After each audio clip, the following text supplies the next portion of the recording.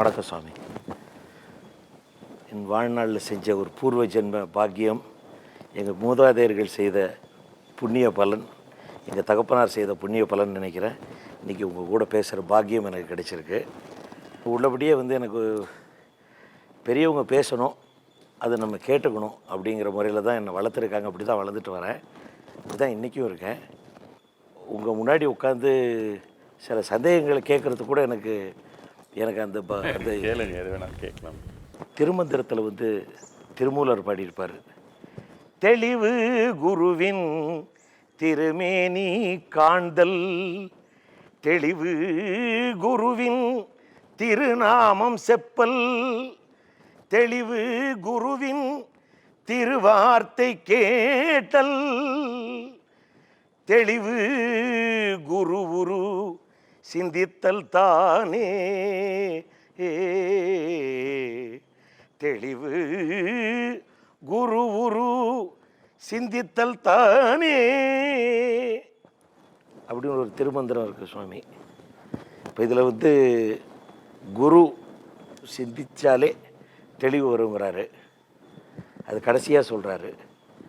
தெளிவு குரு வார்த்தை கேட்டு தெளிவு வருதுங்கிறாரு. குருவின் நாமத்தை ஸ்மரணம் பண்ணால் தெளிவு வருங்கிறாரு. திருமேனியை காண்தல் தெளிவு வருங்கிறாரு. எனக்கு இந்த 4 பாக்கியமும் நீங்கள் கொடுத்துருக்கீங்க. அதில் தெளிவுன்னு சொல்கிறது எந்த தெளிவை சொல்கிறாருன்னு தெளிவு பெற விரும்புகிறேன். ஏதோ ஒரு இங்கிலீஷ் மேகசினில் என்னை கேட்டாங்க, உங்கள் அடிப்படையான தன்மையான என்ன உங்களுக்கு, அன்பா ஆனந்தமா இதாக தான். அதுக்கு நான் சொன்ன தெளிவு, முக்கியமாக தெளிவு. அன்பு ஆனந்தம் எல்லாமே வரும், போனாலும் போயிடும். தெளிவுன்றது ஒன்று இருந்தால் தான் மித்தது எல்லாமே நடக்கும். தெளிவில்லைன்னா இன்னைக்கு சூழ்நிலை நமக்கு ஒத்துவர் மாதிரி இருந்தால் இன்றைக்கி ரொம்ப அன்பாகவே இருக்கும், ஆனந்தமாகவே இருக்கும். நாளைக்கு இன்னொரு சூழ்நிலைக்கு போனால் அங்கே நமக்கு தெளிவில்லைன்னா நமக்கு திருப்பி இல்லாத பாதிப்பெல்லாம் வந்துடும். தெளிவுன்றது அடிப்படையான தன்மை என் வாழ்க்கையில். இது அவர் சொன்னது, நான் தமிழில் அந்த அளவுக்கு படிக்கிறது இது இல்லை எனக்கு. அது சொன்னது பெரிய மகா வாக்கியம்தான். அது என்னென்னா, முக்கியமாக மனிதனுடைய மனம்ன்றது இதுவரைக்கும் நீங்கள் என்ன சேர்த்து வச்சுருக்கீங்களோ செய்தி, அந்த செய்தி வச்சு தான் சிந்திக்குது. அந்த செய்தி வச்சு இன்ஃபர்மேஷன் அவ்வளோ இருக்குது நம்மக்கிட்ட, டேட்டா, அதை வச்சு தான் யோசிக்குது. அதில் இருக்கிறப்போ அதே உலகத்து மாதிரி தெரியுது, அதே எல்லாமேன்ற மாதிரி தெரியுது மனிதன் மனத்தில். இன்னொரு பரிமாணத்தில் இருக்கிற தன்மை அந்த ஒரு சுழற்சியில் இருக்கிறப்போ நமக்கு இன்னொரு பரிமாணம் இருக்கிறதுன்றது தெரியாது. அது காட்டணுன்னா இல்லை அது ஒரு தனி மனிதனுக்கு புரியணுன்னா இன்னொருத்தர் அவன் இருக்கிற பரிமாணத்துக்கு மேலே இன்னொரு பரிமாணத்தில் இருக்கிறவங்க தொட்டால் தான் அவனுக்கு ஏதோ ஒரு விதமாக வார்த்தைனாலேயோ ஒரு உணர்வுனாலேயோ ஒரு சக்தினாலேயோ தொட்டால் தான் அவனுக்கு இன்னொன்று இருக்குதுன்றது இருக்குதுன்றது தெரியுறதே அப்போ தான் அவனுக்கு. இல்லைன்னா எனக்கு தெரிஞ்சதான் எல்லாமே நினச்சிப்போம், எனக்கு தெரிஞ்சதான் எல்லாமே என்ற ஒரு அகங்காரத்து கலாச்சாரம் இப்போ நாம் ரொம்ப வளர்த்துருக்குறோம் நம்ம சமூகத்தில். முதல்லலாம் இப்படி பண்ணுவாங்க. ஏதோ அந்த அவுரங்கசீப் இந்த மாதிரி அவரெல்லாம் வந்தப்போ எல்லாமே அவருக்கு தெரியாத எது இருக்குதோ அதை எரிச்சு போட்டுடுதான். ஏதோ ஒரு புத்தகம் இருக்குதுன்னு வச்சுக்கோங்க, நமக்கு தெரியாது இதனால் அதில் விஷயம் இருந்தால் நமக்கு புரியலன்னா நான் புத்தகம் எரிச்சிடுது. இந்த மாதிரி ஒரு அஜ்ஞானத்து ஒரு கலாச்சாரம் உலகத்தில் அப்பப்போ வருது போகுது. இப்போ நவீன கல்வி பேரில் இது ரொம்ப அதிகமாக வருது. நமக்கு தெரியாதது இருக்க முடியாது. விஞ்ஞானத்தை அடிப்படையே இவ்வளோ தான். எனக்கு தெரியாது அந்த மனிதன் எப்போ உணர்றானோ அப்போ தான் தேடுதல். விஞ்ஞானத்தை அடிப்படையே இந்த தேடுதல் தான். நமக்கு தெரியாதது ரொம்ப இருக்குது உலகத்தில், இந்த பிரபஞ்சத்தில். அது புரிஞ்சுக்கணுன்ற ஆர்வம் தான் விஞ்ஞானமாக வெளியப்படுது. அதே விதமாக அது உள்நோக்கி நான் இந்த உயிர் தன்மை இப்போ வெளியே போய் நாம் புரிஞ்சுக்கணுன்னா வெளியே போகிறதுக்கு ஒன்றும் இல்லை. வெளியே எதே நாம் இப்போ அந்த தென்னை மரம் அங்கே இருக்குது, அங்கே இருக்கதே நாம் நினைக்கிறோம். ஆனால் நமக்கு எங்கே புரியுது? நம்ம மனத்தை ஒரு திரையில் தான் நமக்கு அது புரியுது. இப்போ விஞ்ஞானம் என்ன பண்ணுது? இந்த மாமரம் என்ன, தென்னை மரம் என்ன, இந்த மலை என்ன, ஆகாயம் என்ன புரிஞ்சுக்கணும்னு போகுது. ஆன்மீகத்தில் என்ன பண்ணுறோம் நாம்? என்ன, இந்த மாமரமும் நமக்குள்ளே பிரதிபலிக்கிற மாதிரியே தெரியுது. இப்போ அங்கே ஒரு எறும்பு போகுது, அவர் எப்படி பார்க்குறாங்களோ இந்த மாமரம் நமக்கு தெரியல. இல்லை இன்னொரு கீட்டம் போகுது, அவர் எப்படி பார்க்குறாங்களோ தெரியல. ஒரு மாடு பார்த்தா அவர் அது உணவுன்னு பார்ப்பாங்க, இன்னொருத்தர் பார்த்தா இன்னொரு விதமாக பார்ப்பாங்க. நமக்கு இப்படி தெரியுது. இந்த மாமரம் இப்படி இருக்குதுன்னு புரிஞ்சுக்கிற ஒரு தன்மை இருக்குது இல்லையே, அதுக்கே நம்ம கவனம் கொடுத்து அதே புரிஞ்சுட்டா நம்ம எது வேணாலும் புரிஞ்சுக்க முடியும். எங்கே நாம் கவனம் சேர்த்தாலும் அங்கே நமக்கு தெளிவு தானாகவே வந்துடும். அதனால் ஆன்மீகம்னு யோகான்னு அடிப்படை தெளிவு தான். இந்த தெளிவு கொண்டு வரணுன்றதுக்காக பல பயிற்சி. இது மனத்தில் இருக்க தெளிவு மட்டும் கிடையாது, உள்ளத்தில் ஒரு தெளிவு. இந்த உயிர் அடிப்படையே புரிஞ்சுக்கிற மாதிரி. உயிர் அடிப்படை புரிஞ்சுக்கிறது என்னத்துக்குன்னா, இந்த உயிர் அடிப்படையே புரியலன்னா அந்த உயிர் அடிப்படை நமக்கு எப்படி புரியும்? சும்மா கற்பனை பண்ணிக்குவோம்.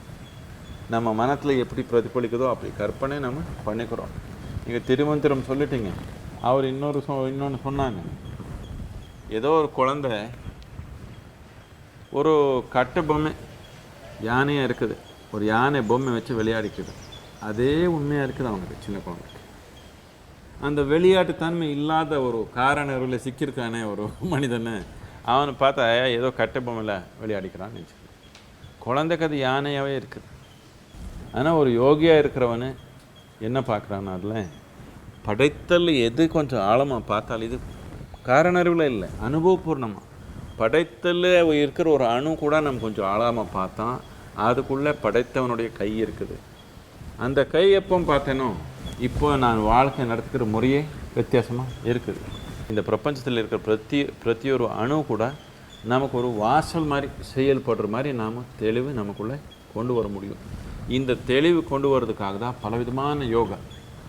இது யோகான்னு ஏதோ இப்போது மேற்கத்திய நாட்டில் எல்லாமே ஏதோ ஃபிட்னஸ்க்காக பண்ணிக்கிறோன்னு நினச்சிக்கிறாங்க. இன்னொருத்தர் வேறு ஏதோ உடல் வளைக்கிறதுக்காக பண்ணிக்கிறோம், ஆரோக்கியத்துக்காக பண்ணிக்கிறோம். ஆரோக்கியம் ஃபிட்னஸ் எல்லாம் தானாக நடக்கும். ஆனால் முக்கியமாக நாம் யோகா செய்கிறது என்னத்துக்குன்னா, நமக்குள்ள தெளிவுக்கு தேவையான அடிப்படை நாம் உருவாக்கணும். இந்த தெளிவு என்ன எப்படின்னா, இப்போது நீங்கள் வீட்டில் ஒரு டிவி போட்டுக்கிறீங்கன்னு வச்சுக்கோங்க. அது ஏதோ கொஞ்சம் அப்படி ஆகிடும். இப்போ எல்லாம் ஏதோ கிஷெல்லாம் வந்துச்சு. முதல்லலாம் பார்த்தா ஒரு ஆண்டனா இருக்கும். இங்கே டிவி வரலன்னா நம்ம வீட்டுக்குள்ளே நம்ம என்ன பண்ணுறோம், மேலே ஏறி அங்கே ஒரு அலுமினியம் ஆண்டனா இருக்கும். அது இப்படி கரெக்டாக இப்படி வச்சா இங்கே வந்துடும். கொஞ்சம் அதிகமாக வச்சாலும் வராது, கம்மியாக வச்சாலும் வராது. கரெக்டாக வச்சா உலகமே நம்ம வீட்டுக்குள்ளே வந்துடுச்சு. இது அப்படி தான். இது சரியான முறையில் வச்சா பிரபஞ்சமே நமக்குள்ளே பிரதிபலிக்குது. தெளிவுக்கு ஒன்றும் பிரச்சனை இருக்காது. தெளிவுன்றது ஒரு புரிஞ்சுக்கிற தன்மை. புரிஞ்சுக்கிற தன்மைன்றது நம்ம காரண அறிவு குழப்பத்தினால அந்த புரிஞ்சுக்கிற தன்மை குறைஞ்சி போயிருக்குது. குருவுடைய அடிப்படையான செயலே இவ்வளோ தான். இன்னொரு தனி மனிதனுக்குள்ளே தெளிவு கொண்டு வரணும். அவனுக்கு போதனை கொடுக்கறது இல்லை, பலவிதமான கருத்துக்கள் கொடுக்கறது இல்லை. அவனுக்குள்ளே தெளிவு கொண்டு வரதுக்கு தேவையான கருவி நாம் அனுபவபூர்ணமாக கொடுக்கறதுக்கு தான் இந்த குரு சிஷ்யன் எல்லாம் வச்சுருக்கிறது. அது ரொம்ப பிரமாதமாக தான் சொன்னாங்க அவர். குருவுடைய நேத்திர தீட்சை, ஸ்பரிச தீட்சை, தீட்சைகள் சொல்கிறாங்க சுவாமி. குரு பார்வைப்பட்டாலே அந்த மாணவனுக்கு அவன் கற்றுக்க நினைக்கிறது வந்துடும் அப்படின்னு. இது மாதிரி ஸ்பரிச தீட்சை, குருவுடைய ஸ்பரிசம் கிடைச்சா வந்துடும்னு சொல்கிறாங்க. அது வந்து இன்றைக்கி சாத்தியமாக, இன்றைக்கி நவீன விஞ்ஞான உலகத்தில்? அவ்வளோ தூரம் போக வேண்டாம். 2 பேர் கொஞ்சம் அவரவருக்குள்ளே கொஞ்சம் ஒரு சூக்ஷ்மம் வந்துடுச்சுன்னா 2 பேருக்கு, யாரோ 2 பேர் சின்ன வயசில் இருக்கவங்க 2 பேர் காதல் ஆயிடுச்சுன்னு வச்சுக்கோங்க. அவர் பார்த்தீங்களா கண்ணிலேயே எல்லாம் பேசிக்குவாங்க. கண்ணிலேயே கம்யூனிகேஷன் நடக்குதா இல்லையா? அவருக்கே அவர் தொடர்பு வந்துடுச்சு அப்படின்னா குருவுக்கு அந்த அளவுக்கு தொடர்பு இல்லைன்னா என்ன மாதிரி குருன்னு சொல்லிக்கிறேன். மானச தீட்சையும் அப்படி தான் சொல்கிறீங்க. ஆமாம். இங்கே குரு வந்து நம்ம சிஷ்யன் நல்லா பாடணும் அப்படின்னு மானசீகமாக நினச்சிக்கிட்டா அங்கே சிஷ்யன் ரொம்ப பிரமாதமாக பாடிக்கிட்டு இருப்பான் அப்படின்னு சங்கீத குருமார்கள் சொல்லுவாங்க. இல்லை சிஷ்யர் நல்லா ப்ராக்டிஸ் பண்ணிக்கணும். இதுதான் பிரச்சனை நமக்கு. என்னன்னா ஒரு அருள்ன்றது ஒரு தன்மை இருக்குது. அருள் இல்லாமல் எது வெற்றிகரமாக நடக்காது. ஆனால் அருள் இருக்குது என்ற செய்கிற செயலே செய்யாமல் விட்டுட்டான் வாழ்க்கை நடக்காது. இதுக்கு இன்னொரு தர்க்கம் என்னென்னா, எப்படியும் நான் நல்லதானே செய்கிறேன், எனக்கு என்ன அதுக்கு அருள் கேட்குறாங்க. அப்படி இல்லை, அருள்ன்ற தன்மை இருக்குது. இப்போ நாம் சாப்பிட்டு வந்திருக்கீங்க, இதுலேயே சக்தி வந்துடுமா? சூரியன் வெளிச்சம் வேண்டாமா நமக்கு? அருள்ன்றது இந்த சூரியன் வெளிச்சம் மாதிரி எப்பவுமே இருக்குது. நம்ம வாங்கிக்கிற தன்மை மாற்று தான் நாம் அதிகப்படுத்தணும். ஆசீர்வாத பலம் அப்படிங்கிற நம்பிக்கையும் இந்த அடிப்படையில் தான். ஆமாம், ஆசீர்வாதம் இருக்குது, இன்னொருத்தருடைய சக்தி உதவி நமக்கு இருக்குது. அப்படி இருந்தாலும் நாம் செய்யணும் தானே. என்ன நினைக்கிறாங்கன்னா, எப்படியோ குரு நமக்கு ஆசீர்வாதம் பண்ணிட்டாங்க, நம்ம ஒன்றும் செய்ய வேண்டாம்னு நினச்சிக்கிறாங்க. அப்படி இல்லை. புத்திசாலித்தனமும் தேவை, திறமையும் தேவை, அதுக்கு ஒத்து வர மாதிரி செய்யலும் தேவை. ஆனால் அருள் தேவை. அருள் இல்லாமல் செஞ்சால் எவ்வளோ பேர் திறமைக்கரமாக இருக்கிறவங்க, புத்திசாலித்தனமாக இருக்கிறவங்க வெற்றி இல்லாமல் இருக்கிறாங்களா இல்லையா உலகத்தில்? அருள் பத்தலை. கஷ்டப்பட்டு ஹார்ட் ஒர்க் பண்ணி அதில் உழைச்சி இருக்கிறவங்களும் ஆமாம், அருள் இருந்தால் தான் வெற்றி பெற முடியும். ஆமாம், அருள் இல்லாமல் வெற்றி வராது. சங்கீதத்துக்கே அடிப்படை பக்தி தான் அப்படிங்கிறது பொதுவான நம்பிக்கை சுவாமி. சங்கீதம் பக்தி இல்லாமல், இறை உணர்வு இல்லாமல், இறைவனை சுற்றி தான் அத்தனை கீர்த்தனங்களும் இருக்குது, அத்தனை ராகங்களும் இறைவனோட திருவருடியை போய் சேரணுங்கிற எண்ணம் இருந்தால் தான் நல்ல சங்கீதம் பாட முடியுங்கிற நம்பிக்கை, ஆழ்ந்த நம்பிக்கை இருக்குது. அதே மாதிரி தான் பரதநாட்டியம் போன்ற கலைகளும் ஆலயத்தை நம்பி இருக்கிற கலைகள் இருக்குது. பக்தி பாடல்கள் அப்படின்னு இறைவனை போற்றி பாடுகின்ற தனி பக்தி பாடல்கள் இருக்குது. அப்புறம் மந்திரங்கள் சொல்கிறது அப்படிங்கிறது ஒரு விதமான வழிபாட்டு முறையில் இருக்குது. இதில் பக்தி பாடல் பாடுறது எல்லாருமே இப்போது கோஷ்டி கானமாக சேர்ந்து ஒரு பஜனையாக பாடி இறைவனை நோக்கி துதி பாடுற ஒரு வணங்குதல் முறையும் இருக்குது. மந்திர உச்சாரணம் பண்ணுறதும் ஒரு முறை இருக்குது. இதில் அதை பற்றி உங்கள் கருத்து தெரிஞ்சுக்க விரும்புகிறேன். எது சிறந்தது, என்ன? முக்கியமாக பக்தின்றது கடவுள் பற்றி இல்லை, இறைவன் பற்றி இல்லை, இது நம்ம பற்றி. பக்தியாக இருந்தால் நம்ம தன்மை மாறுது. அவனுக்கு என்ன ஆகுது? அவனுக்கு என்ன கிடைக்கும்னு கேட்குறேன்.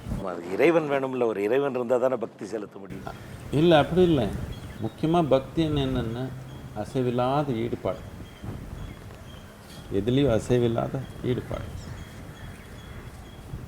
இது சங்கீதத்துக்கு மட்டும் இல்லை, பிரத்தியொரு மனிதன் எந்த செயல் செஞ்சாலும் சரி, அதில் முழு ஈடுபாடு இல்லாமல் அவன் ஒரு பெரிய அளவுக்கு வெற்றிகரமாக வர முடியாது.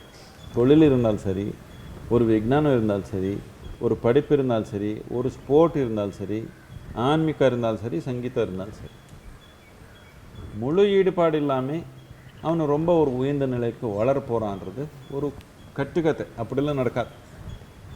முழுமையாக அதில் ஈடுபாடு இருந்தால் தான் வளருவான். இந்த ஈடுபாடு தான் நம்ம பக்தின்னு சொல்லுவோம். இந்த பக்தின்றது வெறும் கோயில் அளவுக்கு பேச ஆரம்பிச்சிட்டாங்க. அப்படி இல்லை. நீங்கள் முதல் நம்ம முறையில், நம்ம எந்த மொழியில் பார்த்தாலும் நம்ம நாட்டில் பக்தியாக பண்ணணும், இதை ஒரு வேலைன்னு சொல்லுவாங்களே இல்லையா? எதுக்குன்னா ஈடுபாடாக, அசைவில்லாத ஈடுபாடு. பக்தி என்ன? அன்புன்னா கொஞ்சம் ஈடுபாடு, ஆனால் கொஞ்சம் அங்கங்கே பார்க்குறது திருப்பி. பக்தி என்னென்னா அங்கங்கே பார்க்குறது கிடையாது, முழு ஈடுபாடு. ஒரு தொழில் பண்ணனால பக்தியாக பண்ணணும்னு சொல்லுவாங்க.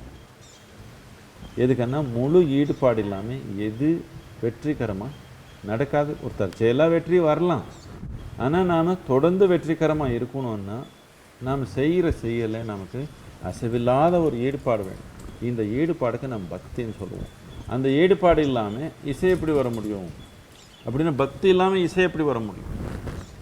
இப்போது பக்தி நமக்குள்ளே கொண்டு வர்றதுக்கு, நம்ம நெஞ்சிலே பக்தின்றது பொங்குறதுக்கு நமக்கு ஒரு வெளிப்படுத்துகிற முறை, ஒரு நோக்கம் வேணும்.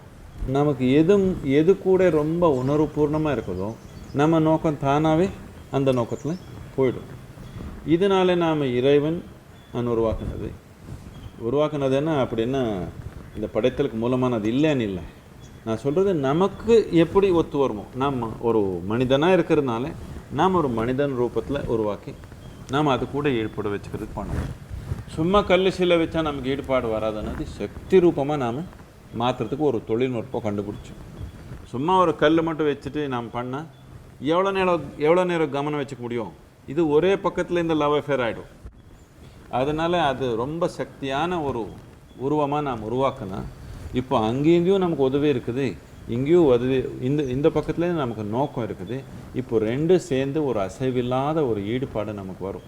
இப்போ நீங்கள் சங்கீதத்தில் இருக்கிறீங்க, ஒரு பாட்டு பாடுறீங்கன்னு வச்சுக்கோங்க, இது நமக்கு எதில் ஈடுபாடு இருக்குதோ அதை பற்றி பாடினா தானே நாம் உயிர் விட்டு பாட முடியும். இல்லை நீங்கள் சும்மா ஏதோ ஒரு பொம்மை மேலே பாடுங்கன்னு சொன்னால் சும்மா ஏதோ ஒரு தமாஷுக்காக சும்மா அப்படி பாடிக்கலாம். 2 நாள் பாடிங்கன்னா 3ஆவது நாள் அதில் நமக்கு இன்ட்ரெஸ்ட் இருக்காது. நமக்கு எதில் ரொம்ப ஈடுபாடு இருக்குதோ அது பாடினா தானே உயிர் விட்டு மனிதன் பாட முடியும். இதனால சங்கீதம்னா எப்பவுமே அது நோக்கி இருக்குது. இன்னொன்று, சங்கீதம்ன்றது நாம் வெறும் பொழுதுபோக்க பார்க்கல. இந்த நாட்டில் நம்ம வளர்ச்சிக்கு ஒரு வழியன்னு பார்த்ததுனால நம்ம வளர்ச்சிக்கு வழியாக இருக்கணும்னா அதோடைய சப்ஜெக்ட் மேட்ரு ஒரு உயர்ந்த ஒரு தன்மையாக இருக்கணும்ன்ற நோக்கத்தில் உருவாக்கியிருக்கிறோம். இது இப்போது எல்லாம் நீங்கள் இந்த கல்ச்சரில் பார்த்தீங்கன்னா சவுத் இந்தியாவிலே இப்படி தான், அந்த ஹிந்துஸ்தானி மியூசிக்கில் அப்படி தான். இப்போது ஹிந்துஸ்தானி மியூசிக்கில் எல்லாமே நிறைய பேர் இந்த இஸ்லாமில் இருக்கிறவங்க எல்லாமே ஹிந்துஸ்தானி கரானால இருக்கிறாங்க. அவர் வந்தாலே எங்கே போனாலும் அவர் சிவா வந்தால் பாடிக்குவாங்க. இதுக்கான முக்கியமாக என்னென்ன ஈடுபாடு. இந்த கடவுள் கூப்பிட்டு போகிறேன்னா அந்த கடவுள் கூப்பிட்டு போகிறேன்னான்னு இல்லை, ஏதோ ஒரு சக்தி கூட ஒரு ஆழமான ஒரு ஈடுபாடு இருந்தால் தான் அவ்வளோ கவனம் செலுத்த முடியும். அவ்வளோ கவனம் செலுத்தாதான் சங்கீதம்ன்றது மனிதரை ஒரு பரிமாணத்தில் இந்த இன்னொரு பரிமாணத்தை கொண்டு போகிற மாதிரி ஒரு சூழ்நிலை ஏற்படும். இல்லைன்னா அது வெறும் பொழுதுபோக்காக இருக்கும். இறைவனுக்கு பக்தி பாடல்கள் பாடுறது சிறந்ததா இல்லை மந்திர உச்சாரணங்கள் சொல்கிறது சிறந்ததா? அவருக்கு 2 தேவையில்லை, 2 நமக்கு தான் தேவை. இல்லை, 2யும் சின்சியராக ஈடுபாட்டோட பண்ணணும்னு சொல்லுங்கள். நமக்கு நல்லா இருக்கும். மந்திரன்றது அது ஒரு விஞ்ஞானம். சத்தங்கள் பலவிதமாக ரொம்ப ஒரு ஆழமான நிலை. அது ஒரு ராகம்னாலும் இப்படி தான், எல்லா சத்தம் தான். இப்போ நம்ம பேசுகிறது சத்தம் தான், அந்த பறவை ஏதோ சத்தம் பண்ணுது அது சத்தம் தான், நாய் குறைக்குது அது சத்தம் தான். ஆனால் அந்த சத்தங்கள் ஒரு விதமாக நாம் இணைஞ்சி வச்சா இசையாகுது. அதே சத்தங்கள் இன்னொரு விதமாக இணைஞ்சி வச்சா அது மந்திரமாக போகுது. அதே சத்தங்கள் இன்னொரு விதமாக இணைச்சா அது இன்னொரு விதமாக போகுது. ஒரு உணர்வு உருவாக்குறதுக்கு ஒரு விதமான ராகம், ஒரு விதமான சூழ்நிலை உருவாக்குறதுக்கு ஒரு விதமான ராகம், இப்படி எல்லாமே வச்சுருக்காங்க. என்னத்துக்குன்னா இந்த சத்தங்கள் நாம் ஒரு விதமாக இணைஞ்சால் மனிதன் மனத்துக்குள்ளே இந்த மாதிரி உணர்வு வருது, சூழ்நிலையில் இந்த மாதிரி மாற்றம் வருது. நமக்கு இது தெரிஞ்ச விஷயம். இது ரொம்ப ஆழமாக உணர்ந்து பண்ண விஷயம். இப்போது நவீன விஞ்ஞானத்தில் சொல்கிறாங்க ஒரு சத்தத்தினால இப்போ மாடு இருக்குது நம்மக்கிட்ட, மாடு பால் அதிகமாக கொடுக்கலன்னா அங்கே மியூசிக் போடுங்கன்னு சொல்கிறாங்க. ஒரு இனிப்பான மியூசிக் போட்டால் அவரெல்லாம் பால் கொடுப்பாங்க. என்னதுக்கு ரிலாக்ஸ்டாக இருக்குதாங்க, அவ்வளோதான். அவருக்கு ஒன்றும் இசைன்னா புரியல. ஆனால் அந்த சத்தத்தினால, அந்த இசை சத்தத்தினால அந்த சூழ்நிலை ஏற்படுதுன்றது இப்போ நவீன விஞ்ஞானம் மூலமாக இப்போ ப்ரூவ் பண்ணிக்கிறாங்க. ஆனால் இது அனாதி காலத்துலேருந்து நமக்கு தெரிஞ்சது தான். அனாதி காலத்துலேருந்து நமக்கு இது புரிஞ்ச அனுபவபூர்ணமாக நாம் உணர்ந்தது தான். ஒரு சத்தத்தினாலே ஒரு சூழ்நிலையே நாம் மாற்ற முடியும். சத்தம்ன்றது எதுக்கு ரொம்ப முக்கியமானதுன்னு, இந்த பொருள் உலகத்தில் ரொம்ப சூக்ஷ்மமான பொருள் தன்மையான சத்தம். இது தாண்டி போனீங்கன்னா இப்போ லைட்டன் இருக்குது, வெளிச்சம் இருக்குது. வெளிச்சன்றது ஒரு எலக்ட்ரோ மேக்னெட்டிக் இது. இல்லை இப்போது மைக்ரோவேவோ இன்னொன்று இது எல்லாமே electro magnetic. Sound is the only physical wave. சத்தம்ன்றது இன்னும் அது பொருள் தன்மை. அதுக்கு பொருளுடைய உதவி இங்கே காற்று இருக்கிறதுனால தான் சத்தம் போகுது. இது நீங்கள் வேக்யூமாக பண்ணிட்டீங்கன்னா சத்தம் போகாதுங்க. அது ட்ராவல் பண்ணுறதுக்கு ஒரு பொருள் வேணும். இது ஒரு பொருளாக இருக்கிறதுனால, அதே நேரத்தில் ரொம்ப சூக்ஷ்மமான பொருளாக இருக்கிறதுனால, நாம் எப்படி நீங்கள் ஒரு மண் எடுத்து ஒரு சிலை உருவாக்க முடியுமோ அந்த மாதிரி நீங்கள் சத்தங்களை எடுத்து கரெக்டாக எணிஞ்சால் அதில் நாம் ஒரு ரூபமே நாம் உருவாக்க முடியும். இது கடவுளுக்கு பிரியமானு இல்லை, நீங்கள் அதில் முழு ஈடுபாடாக அதோடைய அடிப்படையான விஞ்ஞானம் புரிஞ்சு செஞ்சீங்கன்னா இங்கே கடவுளில் அவருடைய ரூபமே நாம் இங்கே ஒரு ஒரு தரிசனமாக பண்ணிக்க முடியும், மக்களை உணர முடியும். நாத பிரம்மம்னு மக்கள் அப்படியே உணர முடியும். இப்போ நீங்கள் ஏதோ ஒரு சிவன் பற்றி பாடினீங்க, சிவன் இந்த மாதிரி ஒரு சூழ்நிலையை நம்ம மக்களுக்கு உருவாக்க முடியும்னதுக்குன்னா சத்தம்ன்றது ஒரு பொருள். அந்த பொருளை நாம் ரொம்ப சரியான முறையில் உபயோகப்படுத்தா நாம் அப்படியே ஒரு ரூபம் உருவாக்க முடியும், அந்த சக்தி மக்களை உணர முடியும். இந்த ஒரு சக்தி இசைக்கோ மந்திரத்துக்கு இருக்கிறதுனால தான் அதுக்கு நாம் அவ்வளோ ஒரு உயர்ந்த தன்மைன்னு அது ஒரு பொழுதுபோக்காக வச்சுக்காமே, அது ஏதோ ஒரு சும்மா ஆரோக்கியத்துக்குன்னு வச்சுக்காமே, இது ஆன்மீகத்தை வழி என் வச்சிருக்கிறது என்னத்துக்குன்னா இந்த ஒரு தன்மைக்காக. இந்த திருஷ்டி சுற்றி போடுறது குழந்தைகளுக்கு நல்லது அப்படின்னு சொல்லி பொதுவாக திருஷ்டி அப்படின்னு ஒரு நம்பிக்கை இருக்குது சுவாமி. கண்ணை தூக்கி போட்டுட்டான், குழந்தைக்கு உடம்பு சரியில்லாமல் போச்சு, நல்லா தொழில் பண்ணிக்கிட்டு இருந்தார், யார் என்ன கண்ணு பட்டுச்சோ அப்படிங்கிற மாதிரி சில நம்பிக்கைகள் இருக்குல்ல சுவாமி. என்னுடைய தகப்பனார் கச்சேரி முடிச்சுட்டு வருவார். அப்போ நாங்கள்லாம் பிறந்துட்டோம். இப்போ எங்கள் ஆத்தா இருந்தாங்க, எங்கள் அப்பாவுடைய அம்மா இருந்தாங்க.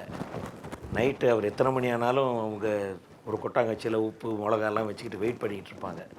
அவர் ஒரு சின்ன குழந்தையில் அவங்க பட்ட பழக்கம், அவர் கல்யாணம் ஆகி 2 குழந்தைகள் பெற்ற பிறகும் மகன் அந்த வீட்டுக்கு தொழில் முடிஞ்சு வந்தோடனே திருஷ்டி சுற்றி போட்டுட்டு தான் அவங்க மறு வேலையை பார்ப்பாங்க, வேறு வேலையை பார்க்குறதுக்கு போவாங்க. அப்படி ஒரு ஆழ்ந்த நம்பிக்கை நம்ம கலாச்சாரத்தில் இருக்க. திருஷ்டி பற்றி உங்கள் கருத்து என்ன சொல்லுங்கள்? இப்போது உங்களுக்கு குளிக்கிறதுல நம்பிக்கை இருக்கு பாருங்க. தமிழ்நாட்டில் என்ன நம்பிக்கை வச்சுருக்கோம் நம்ம குளிக்கிறதுல. நீங்கள் கொஞ்ச நாளுக்கு சென்னையில் விட்டுடுவீங்களோ என்னமோ, தண்ணி இல்லாமல் குளிக்கிறது தேவையில்லை யாரோ சொல்லிடுவாங்க. வெளிநாட்டில் யாரோ ஒருத்தர் ஒரு புக் எழுதிடுவாங்க, குளிக்கிறது தேவையில்லை, அப்படியே நாம் இருக்க முடியும், டிஷ்யூ பேப்பரில் இப்படி இப்படி பண்ணாலே நமக்கு நல்லா ஆகிடும். நாம் குளிக்கிறதுன்றது வெறும் உடலில் இருக்க அழுக்கு எடுக்கிறதுக்கு மட்டும் குளிக்கலை நாம். இப்போ நீங்கள் ஏதோ ஒரு நாள் ஒரு கஷ்டமான சூழ்நிலையிலேருந்து வீட்டுக்கு போனீங்கன்னு வச்சுக்கோங்க, நீங்கள் ஒரு 2 பக்கெட்டை எடுத்து உங்கள் உடல் மேலே தலையிலேருந்து கீழே வரைக்கும் நினச்சிங்கன்னா வெறும் உடலில் இருக்கிற அழுக்குக்கு ஒரு விஷயம் இல்லை, ஒரு மாற்றம் இருக்குதா? உள்ளமும் குளிருதே, மனசும் குளிருது. உங்கள் மனநிலையில், உடல் நிலையில், உங்கள் ரசாயனத்து நிலையில் ஒரு பெரிய மாற்றம் இருக்குதா இல்லையா? இருக்குது. இந்த உடல்ன்றது இந்த பஞ்சபூதங்கள்னாலே உருவாக்கப்பட்டது. இந்த தண்ணியில் நீர்ன்றது ஒரு பஞ்சபூதத்தில் ஒன்று. இதில் 70% அதுதான் இருக்குது. இந்த நியூக்ளியர் சயின்ஸில் இப்படி இப்போ கண்டுபிடிச்சிருக்காங்க. அந்த அந்த நியூக்ளியர் ராட்ஸ் எல்லாம் உருவாக்குனாங்களே, அந்த யுரேனியம் ராட்ஸ் எல்லாமே அது பியூரிஃபை பண்ணணுன்னு என்ன பண்ணுறாங்கன்னா, யுரேனியமுக்கு மேலே ஒரு யுரேனியம் ராடு இருந்தால் யுரேனியம் மேலே ஒரு யுரேனியம் ரிங் போடுறாங்க, அதே மெட்டீரியல். அது சும்மா இப்படி இப்படி இப்படி இப்படி பண்ணாலே தொட தேவையில்லை, சும்மா அது மேலே இப்படி ஓடினாலே அது பியூரிஃபிகேஷன் ஆகுதுன்னு இப்போ சொல்கிறாங்க. It's one of the methods that are employed. அதுக்குள்ளே என்ன மெட்டீரியல் இருக்கிறதோ அதே மெட்டீரியல் அது மேலே ஓடினா பியூரிஃபிகேஷன் ஆகுதுன்னு இப்போ அவர் விஞ்ஞானத்தில் வேறு ஏதோ நோக்கத்தில் கண்டுபிடிக்கிறாங்க. நாம் இதை ரொம்ப முதலே கண்டுபிடிச்சிட்டோம். இதனால தான் நாம் போய் நமக்கு முக்கியமாக தண்ணி ஊற்றுக்கணும். சொன்னது என்னத்துக்குன்னா, முதல் இப்படி எடுத்த சொம்பில் முதல் தலைமையில் ஊற்றிக்கணும், கொஞ்சம் அப்படியே ஊற்றிருக்கணும். இது மேலே இப்படி தண்ணி ஓடிடுச்சுன்னா உள்ளே 70% தண்ணி இருக்குது, ஒரு பியூரிஃபிகேஷன் நடக்கும் நமக்குள்ள. இது எப்படி நீரில் எப்படி குளிச்சுக்கிறீங்களோ அப்படியே நாம் தீயில கூட குளிச்சுக்க முடியும். தீயில குளித்தா அதுக்கு திருஷ்டி எடுக்கிறதுன்னு சொல்லிக்கிறீங்க. தீயில குளிக்கிறது என்ன போய் மேலே ஊற்றிக்க முடியுமா? இல்லை, நாம் சுத்தாதானே பண்ணிக்க முடியும். நம்ம சக்தின்றது உடல் அளவுக்கு இல்லை, அது தாண்டி கொஞ்சம் இருக்குது. வெளியிலேருந்து நமக்கு ஒட்டுற பலவிதமான ஒரு நெகட்டிவ் தன்மைன்னா முதல்ல நம்ம சக்திக்கு தான் ஒட்டிக்குது. நாம் தீயில குளித்த மாதிரி பண்ணால் இது க்ளீன் ஆகிடுங்க. நம்ம கிளேச நாசனம்னு பண்ணுவோம். கிளேச நாசனம்னு நம்ம சக்தி சூழ்நிலையில் இருக்கிற அழுக்கு எடுக்கிறதுக்கு ஒரு தன்மை. நீங்கள் சும்மா அப்படி உட்காந்து ஒரு 2 தடவை இப்படி இப்படி பண்ணி பாருங்கள், அதுக்கு ஒரு முறை இருக்குது. முறை தெரியலனாலும் சும்மா இப்படி பண்ணாலே நீங்கள் ஒரு வித்தியாசம் அப்படி பார்க்க முடியும். ஒரு டல்லாக இருக்கிறவங்க அப்படி பிரைட் ஆகிடுவாங்க. இது புரிஞ்சுதான் பண்ணாங்க. அது பப்ளிக்கில் போய் உட்காந்தா பல விதமான தன்மை இருக்கும், அதுக்காக பண்ணாங்க. இல்லை, நமக்குள்ளே ஒரு ஆன்மீக பயிற்சி இருந்து நாம் அதுக்கு தேவையான செயலை நாமே உள்ளேருந்தே பண்ணிக்க முடியும்னா உள்ளே இருக்கிறதையே நாம் உபயோகப்படுத்த முடியும்னா பண்ண முடியும். சாமானிய மனிதனுக்கு அதெல்லாம் தெரியலன்னா வெளியிலேருந்து உபயோகப்படுத்தலாம். இல்லை ஏதோ ஒரு சூழ்நிலை அதை நம்ம பண்ண முடியலன்னா வெளியிலேருந்து உபயோகப்படுத்திக்கலாம். அதில் ஒன்றும் தப்பு இல்லை. இப்போது இன்னொன்று தன்மை என்னென்ன இதுக்கு, எங்கெங்கே தீ எரியுதோ தீக்கு மேலே இருக்கிற அந்த வெளிய தன்மை அங்கே ஒரு ஈத்தரன் உருவாக்கப்படும். The etheric layer will be there always around the fire. நாம் எப்போ இந்த தீ வச்சு நாம் இந்த ஆரத்தி மங்களாரத்தி பண்ணுறது இன்னொன்று பண்ணுறது எல்லாம் என்னத்துக்குன்னா நாம் அதை நாம் எடுத்தது தீ எடுத்துக்கல, அங்கே இருக்கிற அந்த எத்திரிக்கு எடுத்து வந்து என்ன பண்ணுறீங்க, இப்படி கையில் எடுக்கணும்னு சொல்லியிருக்காங்களா இல்லையா? கையில் எடுத்து இப்படி வச்சுக்கணும், இல்லை தலைமையில் வச்சுக்கணும். எதுக்குன்னா அந்த ஈத்தர் அந்த எப்போ அந்த தீ இருக்குதோ அது சுற்றில் இருக்கிற அந்த ஈத்தர் எடுத்துகிட்டு நாம் அது நம்ம மேலே ஊற்றிக்கணும். அது ரொம்ப ட்ரெமெண்டஸ்லி பியூரிஃபிகேட்டரி அண்ட் ஆல்சோ எனர்ஜைசிங். எவ்வளோ பேருக்கு சும்மா இப்படி மங்களாரத்தி எடுத்தாலே அவர் வாழ்க்கை மாறிடுச்சுன்னு நினச்சிக்கிறாங்க. அவர் என்னதுக்குன்னா ஒரு சக்தியான ஒரு சூழ்நிலை, அந்த சக்தி கொண்டு வருது அந்த தீ. இந்த 5 பூதங்களில் தீன்றது ஒரு முக்கியமானது. இதுதான் உயிருக்கு அடிப்படைன்னு வச்சுக்கலாம். இது ஒரு ஃபயர் ஆஃப் லைஃப். இங்கே உள்ளே கொஞ்சம் சூடு இருந்தால் தானே இந்த உயிர் நடக்குது. ஒரு ஆள் உயிரோடு இருக்கிறானா இல்லையான்னு பார்க்குறதுக்கு தொட்டு பார்த்து தானே தெரியும். குளிர்ச்சி ஆகிடுச்சுன்னா போயிட்டான் தானே.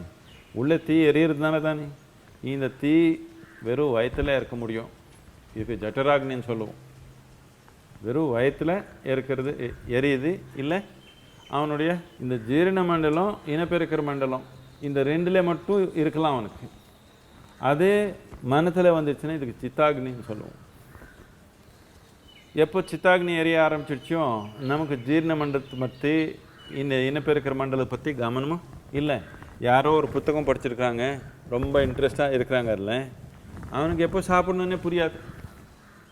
யார் வர்றாங்க யார் போகிறாங்கன்னு தெரியாது. அவனுக்கு சித்தாக்னி வந்துடுச்சு. அவனுக்கு ஜீரண மண்டலத்தை பற்றி இனப்பெருக்கிற மண்டலத்தை பற்றி கவனம் இல்லாமல் போயிடும். அதே விதமாக நாம் பூதாக்னின்றது நாம் எரிக்க முடியும் நமக்குள்ளே. ஒரு யோகி என்ன பண்ணுறாங்கன்னா அவனுக்கு ஜட்டராக்னியும் வேண்டாம், சித்தாக்னியும் வேண்டாம், பூதாக்னி பண்ணிக்கணும். என்னென்னா இங்கே இருக்கிற 5 பூதங்கள் முழு ஒரு பிரதிபலிப்பில் இருக்கணும். இல்லை ஆத்மாக்னின்னு இருக்குது, ஆத்மாக்னி கொண்டு போக முடியும். இந்த ஜீவன்றது ஒரு அக்னி, ஜீவாக்னி. இது இந்த ஜீவாக்னி வெறும் ஜட்டராக்னியாக செயல்பட முடியும், இல்லை சித்தாக்னியாக செயல்பட முடியும், இல்லை பூதாக்னியாக செயல்பட முடியும், இல்லை ஆத்மாக்னியாக செயல்பட முடியும். இந்த மாதிரி நமக்குள்ளே இருக்கிற இந்த அக்னி தன்மை நாம் மாற்றிக்கணும்னா வெளியே இருக்கிற அக்னி உபயோகப்படுத்துறதுல ஒன்றும் தப்பு இல்லை. உபயோகப்படுத்துகிற முறை தெரிஞ்சிருக்கும். நமக்கு வாழ்க்கையில் நடக்கிற நாம் செஞ்ச தப்புக்கு எல்லாமே வெளியிலேருந்து யாரோ கண்ணு விழுந்துருச்சு பண்ணால் மூட நம்பிக்கை ஆகிடும். எது ஒரு விஞ்ஞானமாக இருக்குதோ அது மூட நம்பிக்கை எப்போ மாறுதுன்னா எல்லாரும் பேச ஆரம்பிச்சிட்டாங்க. எப்போ எல்லாரும் பேச ஆரம்பிச்சிட்டாங்களோ விஞ்ஞானமாக இருக்கிறது அஜ்ஞானமாக போகுது. நாகதேவதை வழிபாடு அப்படிங்கிறது நம்மளதில் பாரம்பரியமாக பண்ணிட்டு வர ஒரு வழிபாடாக இருக்கு சுவாமி. அப்படி இப்போது நாகத்தை தெய்வமாக வழிபாடு பண்ணுறோம். நாகங்கள் குடியிருந்த இடத்துலலாம் இப்போ மனிதர்கள் குடியேறிட்டாங்க. இப்போ ஒரு குடியிருப்புக்குள்ளே அதனால் நாகம் பார்க்குது, நம்ம இருந்த இடத்துல யாரோ புது ஆள் வந்திருக்கானேன்னு எட்டி பார்க்குது. அப்படி நாகம் ஒரு குடியிருப்பில் வந்துட்டா நம்ம அதுக்கு எப்படி ரியாக்ட் பண்ணணும், அது எப்படி பார்க்கணும்? ஏன்னா படங்கள்லாம் வேறு மாதிரி காட்டுறாங்க. நாகம் வந்தோன்னா அவங்க அது புஷ்பத்தை போட்டு நமஸ்காரம் பண்ணி எழுந்திரிக்கிறாங்க. அந்த நம்பிக்கை மாதிரி இருந்து அதை போட்டுருச்சுன்னா அது வேறு மாதிரி ஆகிடும். அதனால் இப்போ ஒரு குடியிருப்புக்குள்ளே ஒரு நாகம் வந்தால் அதுக்கு மனிதர்கள் எப்படி ரியாக்ட் பண்ணணும்? இந்த நாகான்னு எல்லா பாம்பு நாகான்ற இதில் வரல. வெறும் நாகப்பாம்பு மட்டும்தான் அந்த ஒரு தன்மையில் வருது. எதனால நம்ம இதுக்கு இவ்வளோ ஒரு மதிப்பு கொடுத்துருக்குறோன்னா, நீங்கள் இப்போ ஆரம்பத்துலேயே தெளிவுன்னு பேசிட்டீங்க. இது தெளிவுக்கு அடிப்படை. எதுக்கு அறிகுறியாக சிவனுடைய தலை மேலே இருக்குது நாகம். எதுக்கு அப்படி வச்சுருக்கிறோன்னா காலடியில் வச்சுக்கல. இங்கே எதுக்குன்னா இது தெளிவுக்கு அறிகுறி. சிவன்னா 3வது கண்ணுன்னு சொல்லுவோம். 3வது கண்ணுன்னா இந்த 2 கண்ணில் எது பார்க்க முடியாதோ அது பார்க்குற தன்மை இருக்கிறவனுக்கு 3வது கண் இருக்குதுன்னு நாம் இது. இந்த சிவன் என்ன பண்ணான்னா இந்த நாகம்ன்றதுக்கு இவ்வளோ மதிப்பு கொடுத்தான். என்னத்துக்குன்னா புரிஞ்சுக்கிற தன் மேலே எனக்கு மேலே இருக்கிறான் இவனே, நான் இங்கே வச்சான். இப்போ கூட இந்த வெள்ளைங்கிரி மலையில் நாகப்பாம்பு இருக்குது, இங்கெல்லாம் கிங் கோப்ரா இருக்குது. கிங் கோப்ரா நாகா ஃபேமிலிக்கு சேரல, ஆனால் சாமானியமான இதை நாகப்பாம்பு நிறைய இருக்குது. இங்கே இருக்கிற நாகப்பாம்பு இப்போது எங்கேயோ கலிஃபோர்னியாவில் இப்போது ஒரு அர்த்குவேக் இல்லை பூகம்பம் நடக்க போகுதுன்னு வச்சுக்கோங்க. இன்னும் நடக்கலை, அடுத்த ஒரு வாரத்தில் நடக்க போகுதுன்னு நினச்சிக்கிங்க. இப்போவே இவருக்கு தெரியும். இங்கே இருக்கிற நாகப்பாம்பு கேட்டிங்கன்னா அவருடைய இது கவனிச்சிங்கன்னா அவர் அப்போவே சொல்கிறாங்க அங்கே நடக்க போகுது, அவருக்கு இப்போவே தெரியும். அந்த அளவுக்கு ஒரு புரிஞ்சுக்கிற தன்மை அதுக்கு இருக்குது. புரிஞ்சுக்கிற தன்மைக்கு இப்போ நாம் அந்த ஃபயரு ஈத்தர் பற்றி பேசியிருந்தோம். யோக விஞ்ஞானத்தில் இப்படி சொல்கிறாங்க என்னென்னா, மனிதனை எந்த அளவுக்கு கருவி உபயோகப்படுத்து, அந்த காலத்தில் கருவி என்ன ஒரு சுற்றி ஒரு இது உபயோகப்படுத்துறது, எந்த அளவுக்கு குறைக்க முடியுமோ அந்த அளவுக்கு குறைச்சிக்கணும். எதுக்குன்னா இந்த மாதிரி கருவி உபயோகப்படுத்த ரொம்ப அதிகமாக இந்த எத்திரிக் லேயர் இங்கே இருக்கிறது டேமேஜ் ஆகிடும். அது டேமேஜ் ஆகிடுச்சுன்னா மனிதனுடைய புரிஞ்சுக்கிற தன்மை குறைஞ்சி போயிடும். ஈத்தர்ன்றது ரிச்சாக இங்கே இருந்தால் நம்ம புரிஞ்சுக்கிற தன்மை ரொம்ப உயர்ந்த நிலையில் இருக்கும். இது கொஞ்சம் கசங்கிடுச்சுன்னா நம்ம புரிஞ்சுக்கிற தன்மை குறைஞ்சி போயிடும். அதனால் டெய்லி ஒரு தடவை தான் இப்போ சமையல் போடணுன்னு அந்த காலத்தில் எல்லாமே இதை மாவு ஆட்டணும்னா இன்னொன்று பண்ணால் ஏதோ ஒன்று ரெண்டு பொருள் சேர்ந்து ஒரு சத்தம் உருவாக்குற மாதிரி, அந்த மாதிரி ஒரு ஃப்ரிக்ஷன் உருவாக்குற மாதிரி சத்தம் ஏதோ இருந்தாலும் அது எல்லாமே மினிமைஸ் பண்ணிக்கணும். இல்லைன்னா மனிதன் புரிஞ்சுக்கிற தன்மை குறைஞ்சி போயிடுறதுக்குன்னா எத்திரிக் லேயர் டேமேஜ் ஆகிடும். ஒன்று நமக்கு வெளியே இருக்கிற எத்திரிக் லேயர் டேமேஜ் ஆகிடும். இன்னொன்று செடி மரங்களுக்கு சுத்தம் எல்லாமே எத்திரிக் லேயர் இருக்குது, அது டேமேஜ் ஆகிடும். ப்ளஸ் நேச்சுரலாகவே இந்த பூமிக்கே ஒரு எத்திரிக் லேயர் இருக்குது, அது டேமேஜ் ஆகிடும். இதனால மனிதனுக்கு இருக்கிற தெளிவு குறைஞ்சி போயிடும், புரிஞ்சுக்கிற தன்மை குறைஞ்சி போயிடும்னு சொன்னாங்க. இப்போ அதெல்லாம் நம்ம பேசவே முடியாது. மெஷின் இல்லாமல் எது நடக்காது. ஏதோ ஒன்று ஜெயம்னு போயே இருக்குது எப்போவுமே. இங்கே என்ன பரவாயில்ல, ஆசிரமத்தில் அந்த அளவுக்கு இல்லை. ஏதோ கன்ஸ்ட்ரக்ஷன் நடக்கிறப்போ பண்ணுறாங்க, இல்லைன்னா மித்த டைமில் சத்தம் அந்த அளவுக்கு இல்லைன்னா எங்கே போனாலும் ஒரு ஆஃபீஸில் போய் உட்காந்து அந்த கம்ப்யூட்டர் எல்லாம் 10 கம்ப்யூட்டர் சேர்ந்தால் அது ஜெயம்னு சத்தம் வந்தே இருக்கும். என்ன பார்த்தாலும் எப்போவுமே அந்த ஃப்ரிக்ஷன் இருக்கிற சவுண்ட்ஸு எப்போவுமே இருக்குது. இதனால எத்திரிக் லேயர் டேமேஜ் ஆகி நம்ம புரிஞ்சுக்கிற தன்மை குறைஞ்சி போயிடும். ரொம்ப சூக்ஷ்மமாக பார்த்தா தான் எப்படியோ வாழி போகலான்னா இதெல்லாம் தேவையில்லை. ரொம்ப உயர்ந்த நிலையில் வாழணுன்னா எல்லாமே கவனிக்கணும். எப்படியோ வாழி போய்க்கலான்னா எப்படியோ வாழி போய்க்கலாம், அதுக்கு ஒன்றும் இல்லை. ரொம்ப உயர்ந்த நிலை புரிஞ்சுக்கணுன்னா, சூக்ஷ்மமாக இருக்கணுன்னா, தெளிவுன்றது ரொம்ப கூர்மையாக நாம் வச்சுக்கணுன்னா இது எல்லாமே தேவை. இந்த ஒரு நோக்கத்தில் இந்த பாம்புன்றதை நம்ம தேடி வந்தால் அப்படின்னா இங்கே அந்த எத்திரிக் லேயர் நல்லா இருந்தால் தான் அது வரும், இல்லைன்னா வராது. அப்படி இப்போ எங்கேயோ தொலைஞ்சு போய் சென்னையில் உங்கள் வீட்டுக்குள்ளே பூந்துடுச்சுன்னா அது வேறு விஷயம். பாம்பு வேறு எங்கேயோ போகிறதுக்கு இடம் இல்லாமல் அப்படி இல்லை. இப்போ நாம் இங்கே இருக்கிறோம், இப்போ நாகப்பாம்பு நாம் இங்கே இருக்கிறது அதுக்கு நல்லா தெரியுது, அது இங்கே வராது. நம்ம தேடி வந்துடுச்சுன்னா நாம் அப்போ புரிஞ்சுக்கணும் ஏதோ ஒரு நோக்கம் இருக்குதுன்னு. இதுக்கு ஏதோ ஒரு நோக்கத்தில் வருதுன்னு. இது என்னுடைய அனுபவத்தில் இப்படி நடந்திருக்குது. நான் அப்போ எல்லாமே உட்காந்து சும்மா அப்படியே ஃபுல் டே நான் அப்படியே சும்மா உட்காந்து தியானத்திலே உட்காந்துருப்பேன். கண்ணு மூடி நான் திறக்கணுன்ற ஆர்வமே எனக்கு இல்லை. கண்ணு மூடி இப்படியே உட்காந்துருந்தேன், கண்ணு திறந்தால் 2-3 பாம்பு இங்கே முன்னாடி உட்காந்துருக்கும். இதனால தான் உங்கள் கேலண்டரில் எல்லாம் காட்டுறது, இங்கே ஒரு யோகி உட்காந்தால் ஒரு பாம்பு உட்காந்துருக்கும். ஏன்னாத்துக்குன்னா எங்கேயோ கேள்விப்பட்டிருக்காங்க அவர், முதல்லேருந்து அப்படி கலாச்சாரத்தில் வந்துடுச்சு.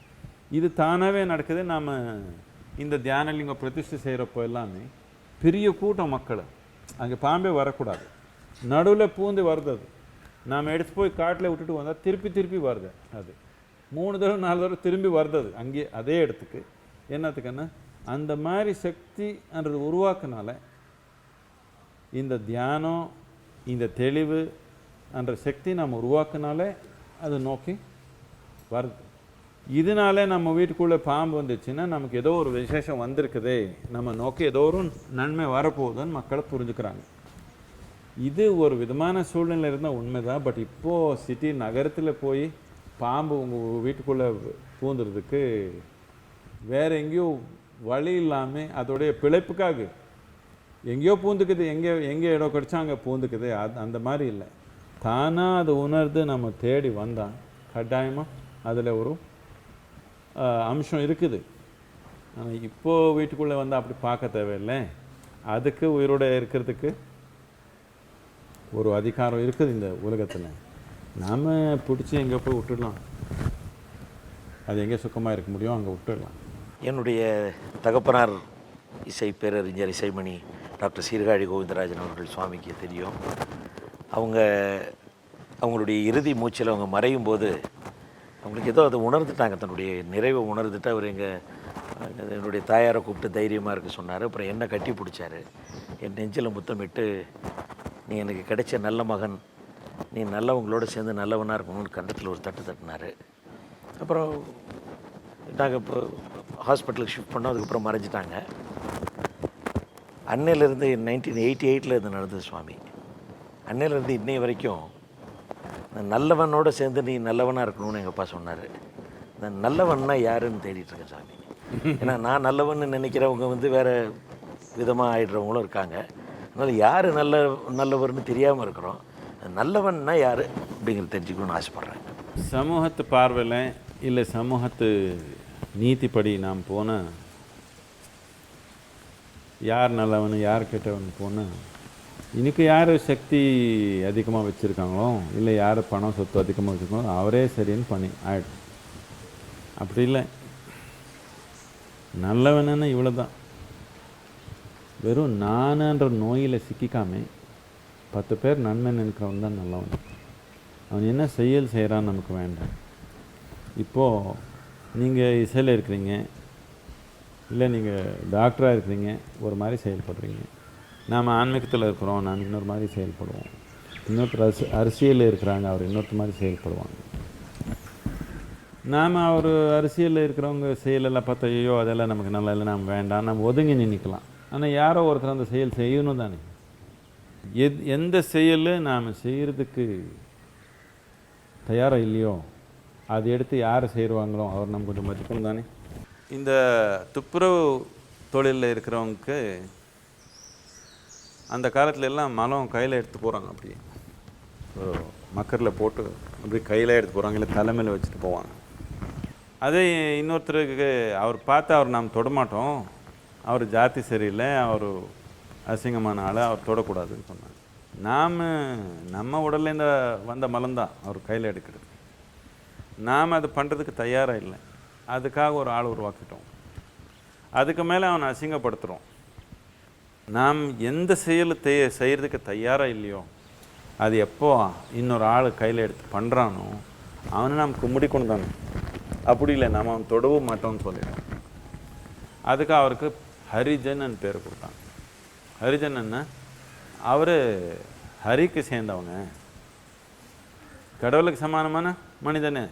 நாம் சாமானிய மனிதனு, சாப்பிட்டுக்கிறோம், மலம் வெளியே போட்டுக்கிறோம், அவன் அதை கையில் எடுக்கிறானே இவனு கடவுளுக்கு சமானமானவன்னு சொன்னாங்க. எதுக்குன்னா எப்போ ஒரு மனிதனு நான் செய்கிறதுக்கு தயாரில்லாத செயல் கையில் எடுக்கிறானோ எனக்கு உயர்ந்தவன் தானே அவன். இந்த விதமாக நாம் சமூகத்தில் என்ன செயல் செய்கிறாங்கன்னு பார்க்க வேண்டாம். இல்லை வெறும் நானுன்ற தன்மைக்காக பண்ணுறானா, இல்லை 10 பேர் நன்மைக்காக பண்ணுறான், அவ்வளோதான் பார்க்கணும்.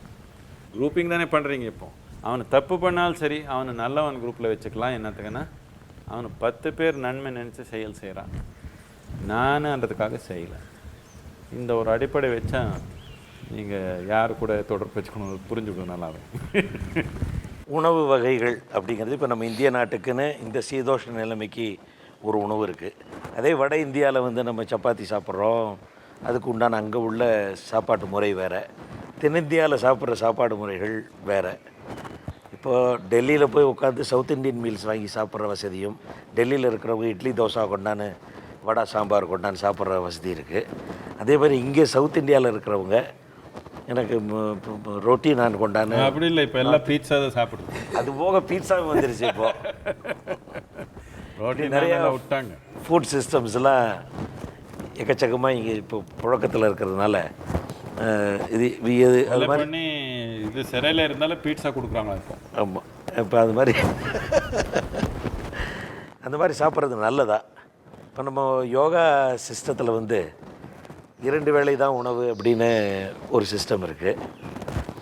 மற்ற சிஸ்டத்தில் வந்து 3 வேளை உணவு சாப்பிட்றதுங்கிறது இருக்குது. 3 இல்லை, 5 வேளை இருக்குது.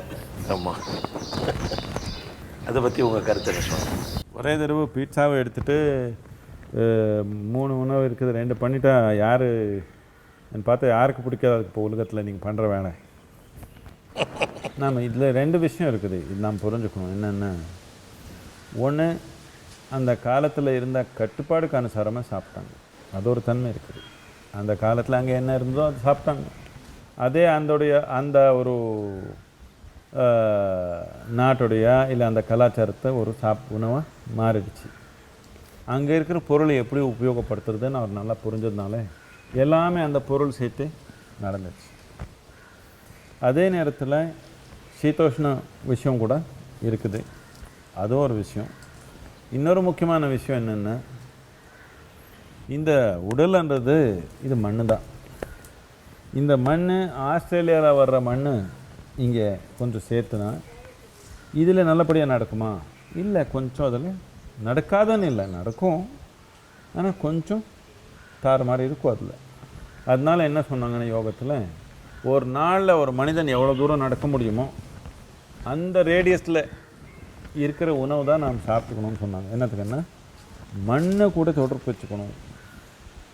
நாம் எங்கே வாழ்கிறோமோ அந்த மண்ணு கூட. அது எல்லாமே இப்போ நடத்துக்க முடியாது. என்னத்துக்குன்னா நாம் ஒரே நாளில் அமெரிக்கா போயிடுவோம். அப்போ அமெரிக்கா போகணுன்னு 6 மாதம் ஆயிருக்கும்.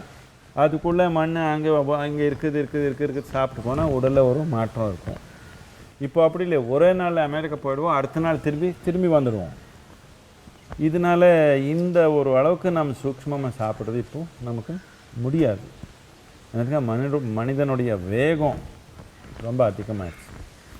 ஆனால் நம்ம ஒரு இடத்துல வாழ்கிற மாதிரி சௌரியம் உங்கள் வாழ்க்கையில் இருந்தால், இப்போ நமக்கெல்லாம் இல்லை, நம்ம ஒரு நாள் ஒரு இடத்துல இருக்கிறோம், ஒரே இடத்துல வாழ்கிற சௌரியம் இருந்தால் முடிஞ்ச அளவுக்கு லோக்கல் ஃப்ரூட்ஸு, லோக்கல் வெஜிடபிள்ஸு, லோக்கலில் வளர்கிற இது சாப்பிட்டிங்கன்னா உடல் கொஞ்சம் சுகமாக இருக்கும். இன்னொன்று, லோக்கல் மண் கூட டெய்லி நீங்கள் ஒன்றும் இல்லை, செருப்பு கழட்டிட்டு கொஞ்சம் சும்மா அந்த புல் மேலேயோ மண் மேலேயோ சும்மா அப்படி நின்னாலே உங்கள் ஆரோக்கியத்தை அடிப்படை மாறுறதுக்கு வித்தியாசம் இருக்குது. இப்போ நாம் இங்கே எல்லாமே யாரும் கட்டல் மேலே படுத்துக்க மாட்டோம், நாம் நிலத்துல தான் படுத்துக்கிறோம். வேணுன்னா ஏதோ ஒன்று போட்டுக்கலாம் மெத்த வேணும்னு, ஆனால் நிலத்துல தான் படுத்துக்கிறோம். என்னத்துக்குன்னா இந்த பூமி கூட நமக்கு எந்த அளவுக்கு தொடர்பு இருக்குதோ அந்த அளவுக்கு இந்த உடல் ஸ்திரமாக இருக்கும். இங்கே நாம் ஒரு யோகிக் ஹாஸ்பிட்டல்னு இப்போ ரெஜுவினேஷன் சென்டர் ஆகிடுச்சு. அது முதல்ல யோகிக் ஹாஸ்பிட்டல்னு சொல்லுவோம், இது ஈசா யோகிக் ஹாஸ்பிட்டல். நான் இதை பற்றி அமெரிக்காவில் எல்லாமே ரொம்ப பேசினேன். அங்கேருந்து ஒரு 4 பேர் டாக்டர் வந்துட்டாங்க இங்கே பார்க்கணும் புரிஞ்சுக்கணும். அவர் இங்கே எல்லாம் சுற்றி பார்த்தாங்க, யோகிக் ஹாஸ்பிட்டல் எங்கேயோ யோகிக் ஹாஸ்பிட்டல். அவர் ஹாஸ்பிட்டல்னா அவர் மனத்தில் பெட் இருக்கணும், டாக்டர் இருக்கணும், வெள்ளை துணி போட்டுக்கணும், ஏதோ இருக்குது அவருக்கு. எங்கெங்கேயோ பார்த்தாங்க, எங்கேயும் இல்லை. அதுக்கப்புறம் அவருக்கு கொஞ்சம் எரிச்சல் வந்துச்சு, சத்குரு பார்க்கணும் நான். சரி, நான் பார்த்தேன். எங்கே யோகிக் ஹாஸ்பிட்டலில் நீங்கள் சொன்னீங்க, எங்கேயும் ஹாஸ்பிட்டலில் இல்லை, இல்லாத ஹாஸ்பிட்டல் இருக்குதுன்னு சொல்லிட்டீங்க. நான் சொன்னேன், இப்போ ஒரு 34 பேர் பேஷண்ட் இருக்காங்க நம்மக்கிட்ட, இங்கே இருக்கிறாங்க. அவரெல்லாம் வேலைக்கு போட்டிருக்கிற, சும்மா என்னத்துக்கு படுத்து டைம் வேஸ்ட் பண்ணுறாங்கன்னு வேலைக்கு போட்டிருக்குறாங்க. வேலைக்கு எங்கே போடுறோன்னா சாமான்யமாக கார்டனில் போடுறோம். செருப்பு போட்டுக்கூடாது, மண்ணு கூட தொடர்பு இருக்கணும், கையை மண்ணில் போட்டுக்கணும். டெய்லி ஒரு 2 மணி நேரம் 3 மணி நேரம் இப்படி கார்டனில் வேலை பண்ணாங்கன்னா அப்படியே பாருங்கள், ஒரு மாதத்துக்குள்ளே என்ன நோய் இருந்தாலும் போய்டும் அவனுக்கு. எதுக்கு? மண்ணு கூட தொடர்பு வச்சுருக்கிறதுனால. என்னத்துக்கு? உடல்ன்றது மண்ணு தான். பழைய காலத்துலலாம் யோகி இங்கே வரைக்கும் மண்ணில் பொதிச்சு இருக்கிறது நீங்கள் பார்த்துருக்கலாம். எங்கே ட்ராயிங்ஸு ஃபோட்டோஸ் எல்லாமே. எதுக்குன்னா மண்ணுக்குள்ளே அப்படி உடல் ஃபுல்லாக மண்ணுக்குள்ளே தொடர்போட அப்படி இருந்தால் உடலுடைய ஒரு ஸ்திரம்ன்றது ரொம்ப ஸ்திரமான ஒரு நிலைக்கு வந்துடும் உடல். இப்போ இப்படி பொதிச்சு வச்சுக்க முடியாது. பொதிச்சு வச்சா போலீஸ் கம்ப்ளைண்ட் கொடுப்பாங்க. அதனால இப்போ ரெஜுவனேஷன்ஸில் மட் பாத்ன்னு கொடுப்பாங்க. லேசாக மண்ணை பூசுகிறாங்க உடலெல்லாம். உலகம் முழுக்கமாக இப்போ நடக்குது மட் பாத். மண்ணை பூசிட்டு கொஞ்சம் வெயில உட்காந்து அதுக்கப்புறம் குளிச்சுட்டா நல்ல ஆரோக்கியமாக இருக்கிறாங்க. மண்ணே நம்ம உடலாக இருக்கிறதுனால நாம் இருக்கிற மண்ணில் வளர்ந்த உணவு சாப்பிட்டா உடல் ரொம்ப ஸ்திரமாக இருக்கும். யோகத்தில் இது ரொம்ப முக்கியமாக இருக்குது. என்னத்துக்குன்னா ஆன்மீக வழியில் நாம் ரொம்ப தீவிரமாக வளரணுன்னா, நம்ம சக்தி ஒரு உயர்ந்த நிலைக்கு வரணுன்னா ஒரு ஸ்திரமான உடல் தேவை. ஸ்திரமான உடல்னா ஒரு பயில்வான் மாதிரி இருக்கணுமா? அப்படி இல்லை.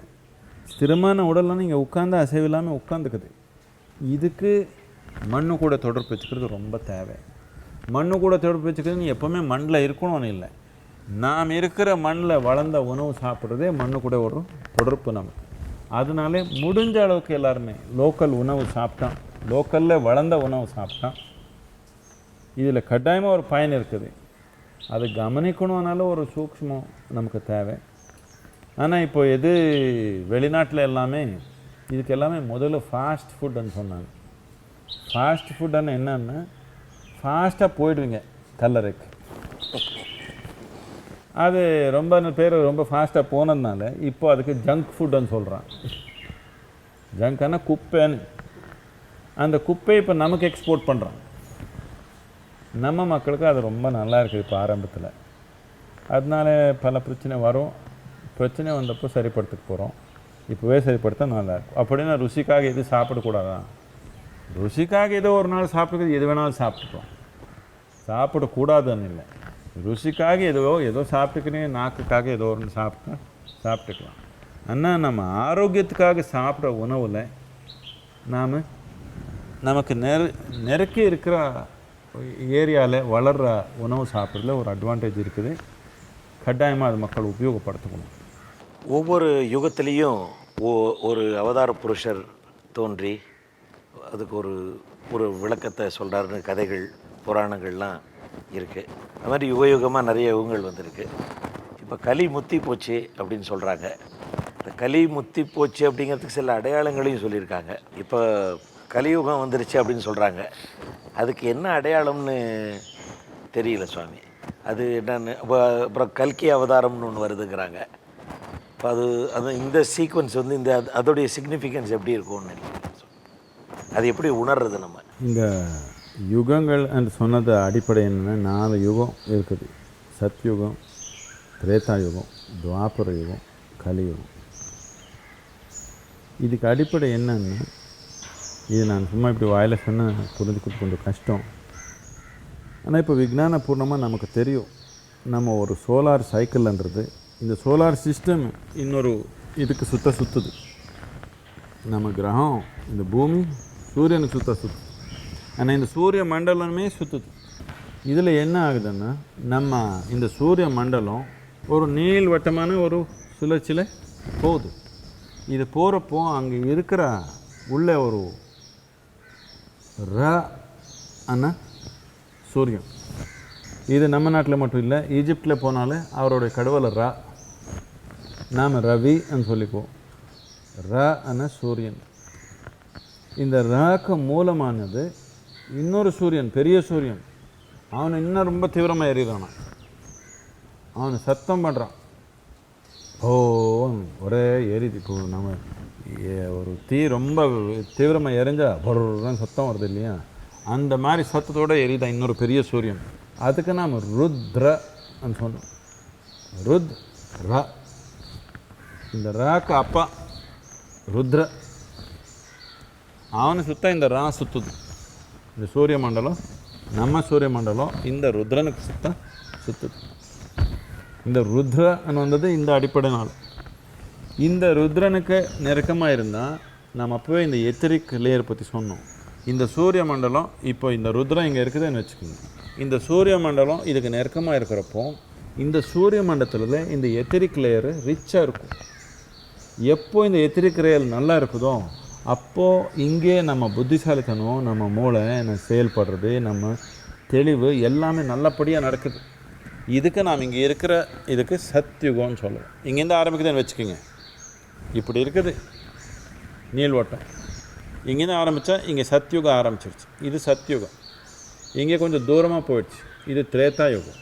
இங்கே கொஞ்சம் தூரமாக போயிடுச்சு துவாபர யுகம். ரொம்ப தூரமாக போயிடுச்சு கலியுகம்.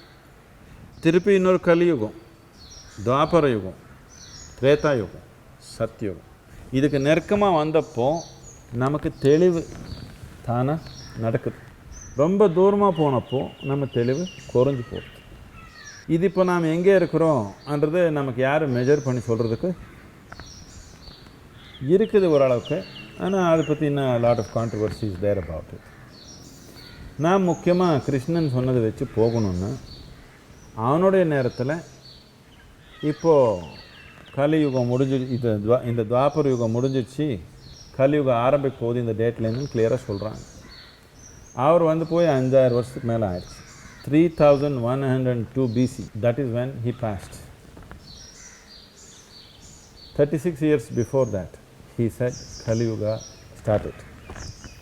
If you go by that basis, we have finished Kali Yuga, 2 Kali Yugas, and we have finished 1 Dwapar Yuga.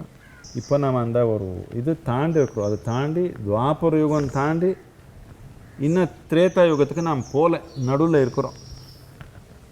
மனிதனுடைய புத்திசாலித்தனம் கிராஜுவலாக மேல் நோக்கி போகுது.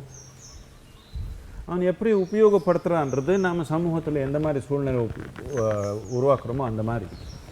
ஆனால் புத்திசாலித்தனம் தோல்வி போயிடுமா? தோல்வி போகாது. கொஞ்ச நாள் புதுசாக வந்தப்போ அது எப்படியோ ஆடிக்குது. கொஞ்ச நாளுக்கு அப்புறம் அதுக்கு ஒரு சமநிலை வந்துச்சுன்னா அது தானாகவே அதில் ஒரு பிரச்சனை உருவாக்குற சக்தியும் இருக்குது, அதுக்கு தீர்வு உருவாக்குற சக்தியும் புத்திக்கு இருக்குது. ஆனால் மனிதனுடைய புத்திசாலித்தனன்றது மேல் நோக்கி போயிருக்குது, கீழ் நோக்கி போகல. இப்போ ஒரு 500 வருஷத்துக்கு இல்லை ஒரு 1000 வருஷத்துக்கு முன்னாடி மக்கள் எப்படி இருந்தாங்க? வெறும் தொழில்நுட்பத்தினால மட்டும் நான் சொல்லலை. அவர் வாழ்கிற முறையிலேயே அவன் புத்தி எங்கே இருந்தது, இப்போ எங்கே இருக்குது கவனித்து பார்த்தீங்கன்னா கட்டாயமாக ஒரு மேல் நோக்கமாக இருக்குது. புரிஞ்சுக்கிற தன்மை ஒரு மேல் நோக்கி அதிகமாக போயிருக்குது. இது கட்டாயமாக நாம் துவாபர யுகம் தாண்டி போயிருக்கிறோம். இப்போ திரேதா யுகத்துக்கு வந்தால் நம்ம புத்திசாலித்தனம் இன்னும் உயர்ந்த நிலைக்கு வரப்போகுது. இப்போ நாம் உருவாக்கியிருக்கிற இந்த ஒரு 200 வருஷத்தில் நாம் உருவாக்கியிருக்கிற பிரச்சனைக்கு எல்லாமே நாம் தீர்வு தேட போகிறோம். இப்போ அப்போவே தேடுதல் நடந்திருக்குதா இல்லையா? நாம் உருவாக்கின பிரச்சனைக்கு எல்லாமே இப்போ நாம் தீர்வு தேட ஆரம்பிச்சிருக்கிறோம். எந்த தொழில்நுட்பத்தினாலே நம்ம பூமி ஒரு நாசமாகிற மாதிரி சூழ்நிலை இருந்ததோ அதே தொழில்நுட்பம் உபயோகப்படுத்தி போனாமல் அந்த பூமி திருப்பி ஒரு மேல் நோக்கி கொண்டு போகிறதுக்கு முயற்சி நடந்திருக்குது. இப்போ நம்ம மனத்தில் நமக்கு முயற்சி பத்தலைன்னு நமக்கு தோணுது. கட்டாயமாக பத்தாது. ஆனால் அது அப்படியே இருக்கும்னு இல்லை. இப்போ புத்திசாலித்தனம்னா என்னென்ன, இது எனக்குள்ளே இருக்க புத்தி உங்களுக்கு உள்ளே இருக்கிற புத்தி அந்த மாதிரி இல்லை. படைத்தலுக்கு மூலமானது என்ன, அதோடைய குணம் என்னன்னு நீங்கள் கேட்டிங்கன்னா, ஒருத்தர் சொல்லிக்கிறாங்க அன்புன்னு சொல்கிறாங்க, இன்னொருத்தர் கருணைன்னு சொல்கிறாங்க, இன்னொருத்தர் இன்னொன்று சொல்கிறாங்க. இது எல்லாம் எப்போ வருதுன்னா, அன்பு வாழ்க்கையில் கஷ்டப்பட்டு இருக்கிறவனு ஏதோ ஒரு கஷ்டத்தில் சிக்கியிருக்கிறான். அவனு என்ன நினைக்கிறான், கடவுள்னா கருணைன்னு நினச்சிக்கிறான். அன்பு இல்லாமல் இருக்கிறான், அவனை நினச்சிக்கிறான் அன்புன்னு நினச்சிக்கிறான். உணவு இல்லாமல் இருக்கிறான், அவனை நினைக்கிற கடவுளாக உணவுன்னு நினச்சிக்கிறான். இப்படி அவனை யாருக்கு எது இல்லையோ அதே கடவுள்னு அவர் நினச்சிக்கிறாங்க. அதெல்லாம் தள்ளி வச்சுட்டு நீங்கள் சும்மா படைத்தல் கவனித்து பார்த்தீங்கன்னா, படைத்தல்ன்றது ஒரு பெரிய புத்திசாலித்தனம். நமக்கு இவ்வளோ மூளை இருந்தாலும் இன்னும் ஒரு அணு கூட நான் முழுமையாக புரிஞ்சுக்க முடியல. அந்த மாதிரி புத்திசாலித்தனத்தில் உருவாக்கப்பட்டது படைத்தல். அப்படின்னா கடவுள்னா ஒரு உயர்ந்த புத்திசாலித்தனம் தானே. இந்த புத்திசாலித்தனம் சத்யுகம் வந்துச்சுன்னா உண்மை கூட நமக்கு தொடர்பு என்னத்துக்கு சொல்கிறாங்கன்னா, இந்த ஒரு ஈத்தர்ன்றது ரொம்ப அதிகமாக அந்த டைமில் இருக்கிறதுனால மனிதனுடைய புத்திசாலித்தனம் ஒரு உயர்ந்த நிலையில் நடக்கும், ஒரு தெளிவாக இருக்கும் அவனுக்கு. அப்போ என்ன சொல்கிறாங்கன்னா, சத்யுகத்தில் யாரும் பேசவே மாட்டாங்க, சும்மா அவருடைய தொடர்பு சும்மா மனநிலையிலேயே நடக்குமா. இப்போ கூட அப்படி தான். இப்போது நாளைக்கு இங்கே நம்ம சமயமாக மெடிடேஷன் ஆரம்பிக்க போகுது. ஆரம்பத்தில் நம்ம அது இது கொஞ்சம் சொல்ல தேவை இருக்குது. அதுக்கப்புறம் சும்மா அப்படியே எல்லா தியானத்தில் உட்காந்துருப்பாங்க. நாளைக்கு ஒரு பெரிய கூட்டம், ஒரு 1200 பேர் 1300 பேர் வருவாங்க. தியானத்தில் பேசாமல் உட்காந்துருப்பாங்க. ஒரு 3-4 நாளுக்கு அப்புறம் சும்மா இப்படி கை பண்ணாலே கண்ணு மூடி உட்காந்துருப்பாங்க. நான் சும்மா இப்படி பண்ணாலே புரிஞ்சுக்குவாங்க என்ன பண்ணணும்னு. ஒன்றும் சொல்ல தேவையில்லை. என்னத்துக்குன்னா அந்த ஒரு எத்திரிக் சப்ஸ்டன்ஸ் அந்த அளவுக்கு இன்க்ரீஸ் ஆகிடுச்சு. சும்மா இப்படி பண்ணாலே எல்லாருக்கும் புரியுது என்னன்னு. மனப்பூர்வமாக புரியலனால உணர்வுபூர்ணமாக புரியுது. கண்ணு மூடி உட்காந்துருப்பாங்க. எனக்கு கை கால் பார்க்க முடியாது. அவர் சத்யுகம் இது. இந்த புராணங்களை முதலேருந்து சொல்லி வந்திருக்காங்க. எந்த யுகம் இருந்தாலும் சரி, தனி மனிதன் எந்த யுகத்தில் வேணாலும் இருக்க முடியும். அவனுடைய சாதனைனாலே அவன் எந்த யுகத்தினாலும் இருக்க முடியும்னு சொல்கிறான். மனிதனுடைய புத்தி சாதத்தனம் அடுத்த ஒரு 500 வருஷத்தில் தொடர்ந்து மேல் நோக்கியே போகும். இந்த மேல் நோக்கி போகிறதுனால பல நன்மை தானாகவே வரும். என்னென்ன இப்போ பிரச்சனையாக இருக்குதோ அதெல்லாம் தீர்வாக அவன் மாற்றிக்குவான் கட்டாயம். ஸோ இப்போ கலியுகம் இல்லை, கலியுகம் முடிஞ்சு போச்சு. இல்லைன்னு சொல்லலை, முடிஞ்சு போச்சு. இன்றைக்கி எல்லாருமே இப்போ இளைஞர்கள் மத்தியிலெல்லாம் வந்து ஒரு ஒரு புது உத்வேகத்தோடு இருக்கிற சில இளைஞர்கள் புதுசாக இப்போ வேலைக்கு போகிறவங்க அப்படிலாம் அவங்க பேச்சில் கண்டென்ட் பார்த்திங்கன்னா we are young and we will have to live to the fullest அப்படிங்கிற மாதிரி. யங்ஸ்டர்ஸ் மட்டும் இல்லை, பெரியவங்களும் it is one life, we live one life, அதை நம்ம முழுமையாக அனுபவிக்கணும் அப்படிங்கிறாங்க. வாட் இஸ் தி ஃபுல்லஸ்ட்னா அது எப்படி அர்த்தம் பண்ணிக்கிறது? ஃபுல்லஸ்ட்னா டெய்லி பார்ட்டி பண்ணிக்கணும்னு நினச்சிக்கிறாங்க அவர். நமக்கு உயிர் அனுபவம் இருக்கிறது நமக்குள்ளே தான். நீங்கள் ஏதோ ஒன்று பார்த்தாலும் அது உங்களுக்குள்ளே தான் நடக்குது, கேட்டாலும் உங்களுக்குள்ளே தான் நடக்குது, இப்படி யாரும் வந்து இப்படி தொட்டாலும் உங்களுக்குள்ளே தான் நடக்குது, சாப்பிட்டாலும் உங்களுக்குள்ளே தான் நடக்குது. அனுபவம் என்று ஏற்படுத்துறது உள்ளே தான் இருக்குது. அவர் கொஞ்சம் ஓல்டு டெக்னாலஜியில் இருக்கிறாங்க. அவர் ஆனந்தமாக இருக்கணும்னா அவர் அது செய்யணும், இது செய்யணும், இது செய்யணும்னு நினச்சிக்கிறாங்க. இது எப்படின்னா பழைய காரில் இருக்கும்.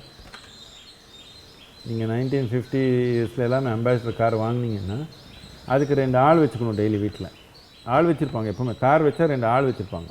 எப்படி குதிரையெல்லாம் வச்சா ஒரு ஆள் வச்சுருப்பாங்க, அந்த மாதிரி கார் வச்சா 2 ஆள் வச்சுருப்பாங்க. ஏன்னா காலையில் தள்ளணும், காலையில் ஓப்பன் பண்ணிக்கணும், தண்ணி பார்த்துக்கணும், ஆயில் பார்த்துக்கணும், டெய்லி ஸ்டார்ட் பண்ணணுன்னு எல்லாமே பார்க்கணும். அப்படி எல்லாம் பார்த்தாலும் தள்ளணும். இது தள்ளு ஸ்டார்ட். இப்போ புது டெக்னாலஜி என்ன ஆச்சு, சும்மா அப்படி பண்ண ஸ்டார்ட் ஆகும். யாரும் பானட் ஓப்பன் பண்ணி பார்த்ததே இல்லை. சர்வீஸ் விட்டுட்டு வந்தால் முடிஞ்சு போச்சு. திருப்பி ஓப்பன் என்ஜின் இருக்குதா இல்லையான்னு யாருக்கும் தெரியல. அப்படி ஆயிடுச்சு வண்டி. இப்போ இல்லை, ரிமோட் ஸ்டார்ட்டே வந்துடுச்சு. கார் ஏறதுக்கு முன்னாடி ப்ரெஸ் பண்ணாலே ஸ்டார்ட் ஆகி உட்காந்துக்குது. இந்த மாதிரி டெக்னாலஜி அப்கிரேடேஷன் இருக்குது. அவருக்கு கொஞ்சம் நம்ம டெக்னாலஜி அப்கிரேடேஷன் பண்ணணும். லிவிங் டு த ஃபுல்லஸ்ட்னா எல்லா அனுபவங்கள் ஏற்படுத்துகிற மூலம் நமக்குள்ளே தான் இருக்குது. இங்கே உட்காந்து நீங்கள் என்னென்ன கஷ்டப்பட்டு அது பண்ணி இது பண்ணி எல்லாம் உணர்றீங்களோ, நாங்கள் உட்காந்தே உணர முடியும்னா ஹைடெக் தானே இது. லிவிங் டு த ஃபுல்லஸ்ட்னா life happens only within you. உயிர் அனுபவம்ன்றது, வாழ்க்கை அனுபவம்ன்றது வெறும் உங்களுக்குள்ளே தான் நடக்குது. இங்கே இருக்கிறது என்ன நீங்கள் உணர முடியாது. இங்கே இருக்கிறது உங்களுக்குள்ளே எப்படி பிரதிபலிக்குதோ அது மட்டும் தான் நீங்கள் உணர முடியும். வெளியே ஓடி ஃபுல்லஸ்டானா என்ன ஓடினாலும் ஃபுல் ஆகாது. எவ்வளோ ஓடினாலும் வெளியே ஃபுல் ஆகாது. அப்படின்னு வெளியே பார்க்கக்கூடாதான்? அப்படி இல்லை, வெளியே கூட விளையாட்டு பண்ணுறோம் நாம் கொஞ்சம். ஆனால் நமக்கு உயிர் நடக்கிறது உள்ள, அனுபவங்கள் நடக்கிறது உள்ளேன்னு நினச்சி நாம் கவனித்து பார்த்து அது உணர்தான். ஆனால் எல்லா அனுபவங்களும் நமக்குள்ளே தான் நடக்கிறதுன்னு நாம் உணர்ந்திருந்தால் நாம் ஆனந்தமாக இருக்கிறது எப்படின்னு புரிஞ்சிடுவோம். நீங்கள் ஆனந்தமாக இருந்து உலகத்தில் எதே செஞ்சாலும் தப்பில்லை. இப்போ பிரச்சனை என்னென்னா ஆனந்தத்தை தேடுதலில் போகிறீங்க. ஆனந்த தேடுதலில் போனால் ஒரு நாள் வெற்றி இருக்கிறப்போ ஆனந்தமாக இருக்குது, நாளைக்கு தோல்வி வந்துடுச்சுன்னா மனம் உடஞ்சி போகுது. சலிப்பு இல்லாமல் வாழ்கிறது எப்படி சுவாமி? அதாவது சலிப்பு இல்லாத மனசோட, அதாவது விதவுட் ஃப்ரஸ்ட்ரேஷன்ஸ் எல்லாம் இல்லாமல் ஒரு மனுஷன் அவருக்கு இல்லை சலிப்பு எதுக்கு வருது? 2 பக்கத்துலேயும் சலிப்பு வருது. வர்றப்பில் நல்லது வந்தாலும் சலிப்பு வருது. அப்படின்னு இருக்கிற கட்டத்தில் ஃப்ரஸ்ட்ரேஷனே இல்லாமல் ஒருத்தன் வாழ்க்கையை அமைச்சிக்கணுன்னா அவன் எப்படி வாழணும்? செழிப்பு எதுக்காக வருதுன்னா மனிதன் அடிப்படையாக அவனுடைய வாழ்க்கை அனுபவம் ஆனந்தமாக இருக்கணும்னு பார்க்குறோம். வாழ்க்கை அனுபவம் ஆனந்தமாக இருக்கிறதுக்கு இந்த ஆனந்தம் வெளியிலேருந்து எடுக்கிறதுக்கு பார்க்குறோம். அந்த மரத்தில் தேங்காய் இருக்குது, அதை சாப்பிட்டா ஆனந்தமாக இருக்கும்னு நினைக்கிறோம். அங்கே போய் சரி ஏறி சாப்பிட்டுக்கோன்னு சொன்னால் 10 தேங்காய் சாப்பிட்டான்னு ஐயோ போதுப்பா நம்ம கண் இறங்கி அப்படி இப்படி பார்ப்போம். ஓ அது பண்ணால் நல்லாயிருக்கும் நினச்சிக்கிறேன். அது பின்னாடி போவான். அது போய் அது சேர்ற வரைக்கும் ஒரு இது, அங்கே போய் சேர முடியலன்னா ஃப்ரஸ்ட்ரேஷனு. இதனால தான் முதல்ல ஆனந்தமாக நம்ம வாழ்க்கையில் எந்த அனுபவம் நடந்தாலும் அது நமக்குள்ளே தான் ஏற்படுது. நாம் உணர்ந்துட்டான். அதுக்கப்புறம் உள்ளே ஏற்படுறதுக்கு வெளியே அதை செய்ய தேவை இருக்குதான் இல்லை. இது நம்ம ஆனந்தமாக இருக்கிறது எப்படி, நானும் ஆனந்தமாக இருக்கிறது எப்படின்னு புரிஞ்சுட்டான். இப்போ நீங்கள் வாழ்க்கை பார்த்தீங்கன்னா தெளிவாக தெரியுது நான் எது செய்யணும் எது செய்யக்கூடாது. இது நீதி போதனால புரியாது. எது செய்யக்கூடாதுன்னு சொன்னால் அதான் பண்ணணும்னு ஆர்வம் வருது. செய்யக்கூடாதுன்னு இன்னொருத்தர் சொன்னதுனால இல்லை, நீத்தினால இல்லை. ஆனந்தமாக இருக்கிறப்போ தேவையில்லாத இது செய்ய மாட்டீங்க, தேவை இருக்கிறது மட்டும்தான் செய்வீங்க. இந்த ஒரு புத்தி மலரணும், இந்த ஒரு ஞானம் மனிதனுக்குள்ளே மலர்ந்தால் தான் அவனு இவன் செலப்பில்லாமல் வாழ முடியும். ஐயோ இதெல்லாம் முடியுமா? பிரத்தி ஒரு மனிதனுக்கு முடியும். இவருக்கு முடியும் இவருக்கு முடியாதுன்னு இல்லை, எல்லா மனிதனுக்கும் முடியும். அவன் எந்த மதம் இருக்கட்டும், எந்த ஜாதி இருக்கட்டும், ஆணாக இருக்கட்டும், பெண்ணாக இருக்கட்டும், எல்லாருக்கும் முடியும். என்னன்னா உள்நோக்கி என்ன நடக்குதுன்னு கவனிக்காமல் வாழ்க்கிறோம். உயிரே உள்ளலேருந்து நடந்திருக்குது, படைத்தலே உள்ளலேருந்து வந்திருக்குது, நமக்கு நடக்கிறது எல்லாமே உள்ளேயே நடக்குது. ஆனால் அதை பற்றி கவனிக்காமல் வெளியே இருக்கிறது நாம் ஃபிக்ஸ் பண்ணிட்டா எல்லாமே நடந்துடும். ஆனால் இது இந்த மாதிரி ஒரு இது எப்படின்னா நீங்கள் சென்னையில் வண்டி ஓட்டணும், ரிவர்ஸாக என்ட்ரு ஆகிட்டீங்க ரோடு, ரிவர்ஸ் கியர்லேயே அப்படியே போய்க்கலான்னா இப்படி பார்த்து எவ்வளோ சிரமம் தானே. அவனோட ஆனந்தமாக வாழணுன்னு ரிவர்ஸ் கியரில் போகிறான், போல ஒரு அளவுக்கு ரிவர்ஸ் கியரில் கூட, ஆனால் சிரமம் தானே, டென்ஷன் தானே. இவ்வளோ தான் அவங்க டென்ஷனுக்கு காரணம் என்னென்னா ரிவர்ஸ் கியரில் ஓட்டுறீங்க. இந்த மிரரில் பார்த்துக்கலாம், பின்னாடி பார்த்துக்கலாம், இப்படி பார்த்துக்கலாம் ரொம்ப கஷ்டம். நீங்கள் இப்படி ஃபார்வர்ட் கியரில் ஓட்டுனீங்கன்னா ரொம்ப சுலபமாக இருக்கும் வாழ்க்கை. என்ன வேணாலும் பண்ணலாம், எந்த அளவுக்கு வேலை பண்ணாலும் எந்த செஞ்சாலும் இது ஒன்றும் ஃப்ரஸ்ட்ரேஷனாகவும் இருக்காது, டென்ஷனாகவும் இருக்காது. நம்ம திறமைக்கு அனுசாரமாக முழுமையாக நாம் செயல்படலாம். நம்ம திறமைக்கான அளவு நம்ம முடிஞ்சதை வேலை செஞ்சுக்கிட்டு திறமையாக அப்படி ஃபிலாசபி பண்ணிக்க வேண்டாம் அப்படின்னு எல்லாருமே அவரோட திறமை இவ்வளோதான் ஃபிக்ஸ் பண்ணிவிடுவாங்க. அப்படி சொல்லலை நான். பாசிட்டிவ் திங்கிங்கோடு இருக்கணும். வேண்டாம் பாசிட்டிவ் திங்கிங் ஆனால் என்னன்னா முடிவுக்கு வந்துட்டீங்க, இல்லாதது எல்லாமே இருக்குதுன்னு சொல்லிக்கிறீங்க. வேண்டாம். நாம் எது எப்படி இருக்குதோ அப்படி புரிஞ்சால் தானே கிரகிக்கணும். நாம் சிந்திக்கிறது இல்லை, கிரகிக்கணும் தானே. நாம் இருக்கிற சூழ்நிலை எப்படி இருக்குதுன்னு கிரகிச்சா தானே நாம் சரியான முறையில் செயல் நடக்கும் நமக்கு. இப்போது இந்த பாசிட்டிவ் திங்கிங் நெகட்டிவ் திங்கிங்கன்னா இல்லாதது கற்பனை பண்ணிக்கிறோம். ஒருத்தர் நெகட்டிவாக கற்பனை பண்ணிக்கிறாங்க, இன்னொருத்தர் பாசிட்டிவாக கற்பனை பண்ணிக்கிறாங்க. கற்பனைனால செயல் நடக்காது, கிரகிக்கிறதுனால தான் செயல் நடக்கும். நான் நிறைய இன்சிடென்ட்ஸ் ஆஃப் டயபெட்டிஸ் இப்போ நிறைய இருக்குது சொசைட்டியில். அதுக்கு மெயினாக அந்த ஜங்க் ஃபுட்ஸும் ஒரு காரணமாக சொல்கிறாங்க. அப்படி இல்லை, முக்கியமாக டயபெட்டிஸ் வர்றதுக்கு காரணம் என்னென்னா செயல் குறைஞ்சி போச்சு. தொழில்நுட்பம் எல்லாமே மெஷின் பண்ணிக்கிறது, நாம் சும்மா உட்காந்துக்கிறது தானே. இது ஒரு ஸ்ட்ரெஸ் ஃபேக்டர் ஒன்று சொல்கிறாங்க சுவாமி. எல்லாமே ஸ்ட்ரெஸ் இருக்குது. இப்போ முன்ன வந்து இறைவன் பால், பெரியவர்கள் பால், குருநாதர் பால் ஒரு அட்டென்ஷன் இருந்தது. இப்போ வந்து எல்லாம் டென்ஷனுங்கிற வார்த்தை தான் நிறையா இருக்குது.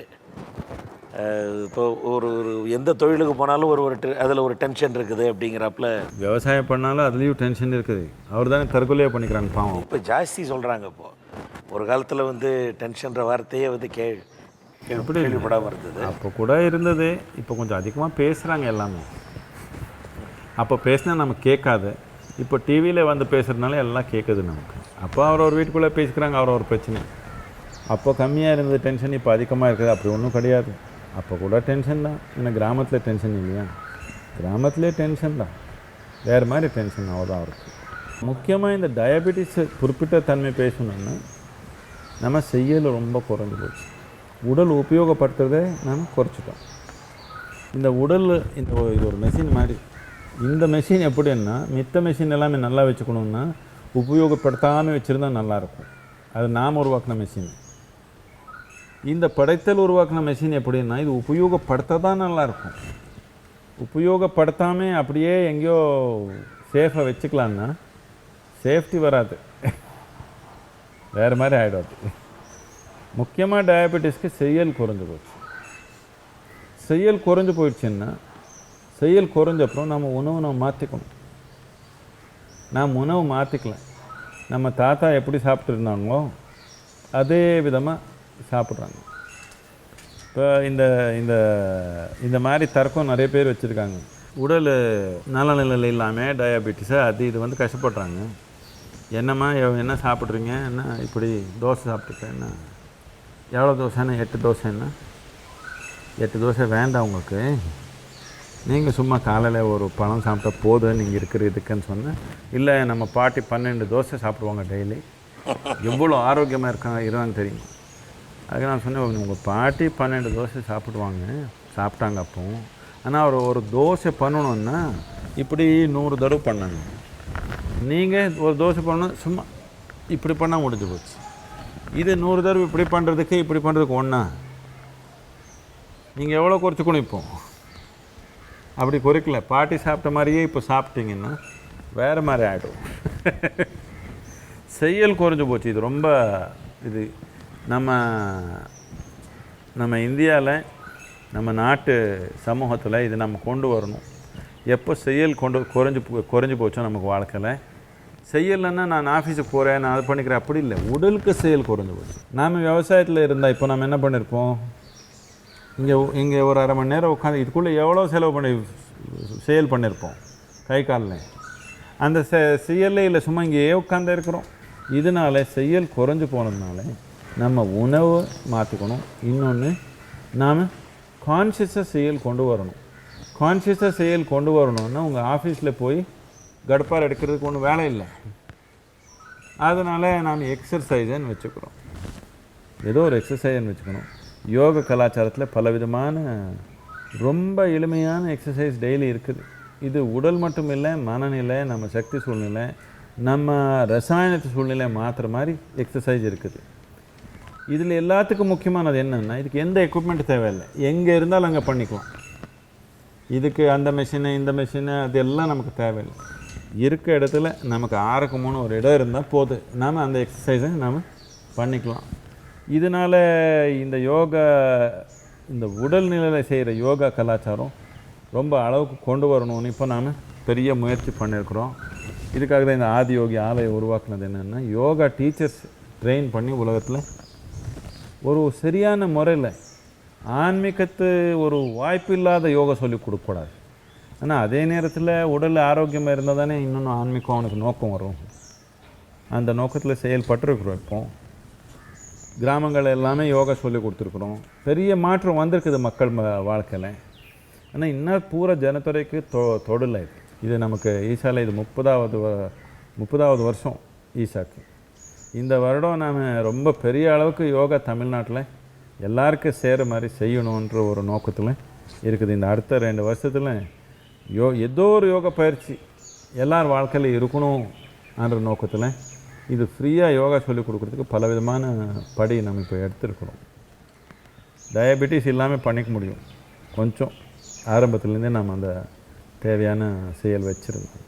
ஒரு நல்ல குடும்பத்தில் சுவாமி, ஒரு நல்ல குடும்பம், ஒரு கணவன் மனைவி, ஒரு தாய் தந்தை, அவங்களுடைய அப்பா அம்மா, குழந்தைகள் இருக்காங்க. இதில் ஒரு நல்ல கணவன்னா அவனுடைய கடமை என்ன, மனைவியோட கடமை என்ன, பெற்றோருடைய கடமை என்ன, குழந்தைகளுடைய கடமை என்ன சார்? இப்போ நல்ல குடும்பம்ன்ற ஒரு டெஃபினேஷனே மாறிப்போச்சு மனித மக்கள் மனத்தில்.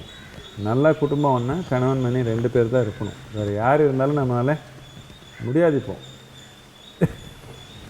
யாரும் ஏற்றுக்க முடியாது. நாம் இந்த பூமி தாயிலேருந்து வர்றோன்னு மறந்து போச்சு. இன்னும் நம்ம தாய் மறக்க மாட்டோமா? அது மறந்துடுவோம். எங்கேருந்து வந்தோன்றது நமக்கு மறந்து போச்சு. மறக்கக்கூடாது. மறக்கலாமா சாமி? அது தாயை மறக்கக்கூடாத விஷயம் வேறு. மறந்து போச்சா இல்லையா? மறக்கக்கூடாதுன்றது நீங்கள் போதனை. மறந்து போச்சு மக்களுக்கு. எப்போ இப்படி மறந்துட்டாங்களோ வேறு இல்லாத செடி மாதிரி ஆகிடுவாங்க. எப்போ வேறு இல்லாத செடி ஆயிடுச்சோ அது கொஞ்சம் கஷ்டப்படுது.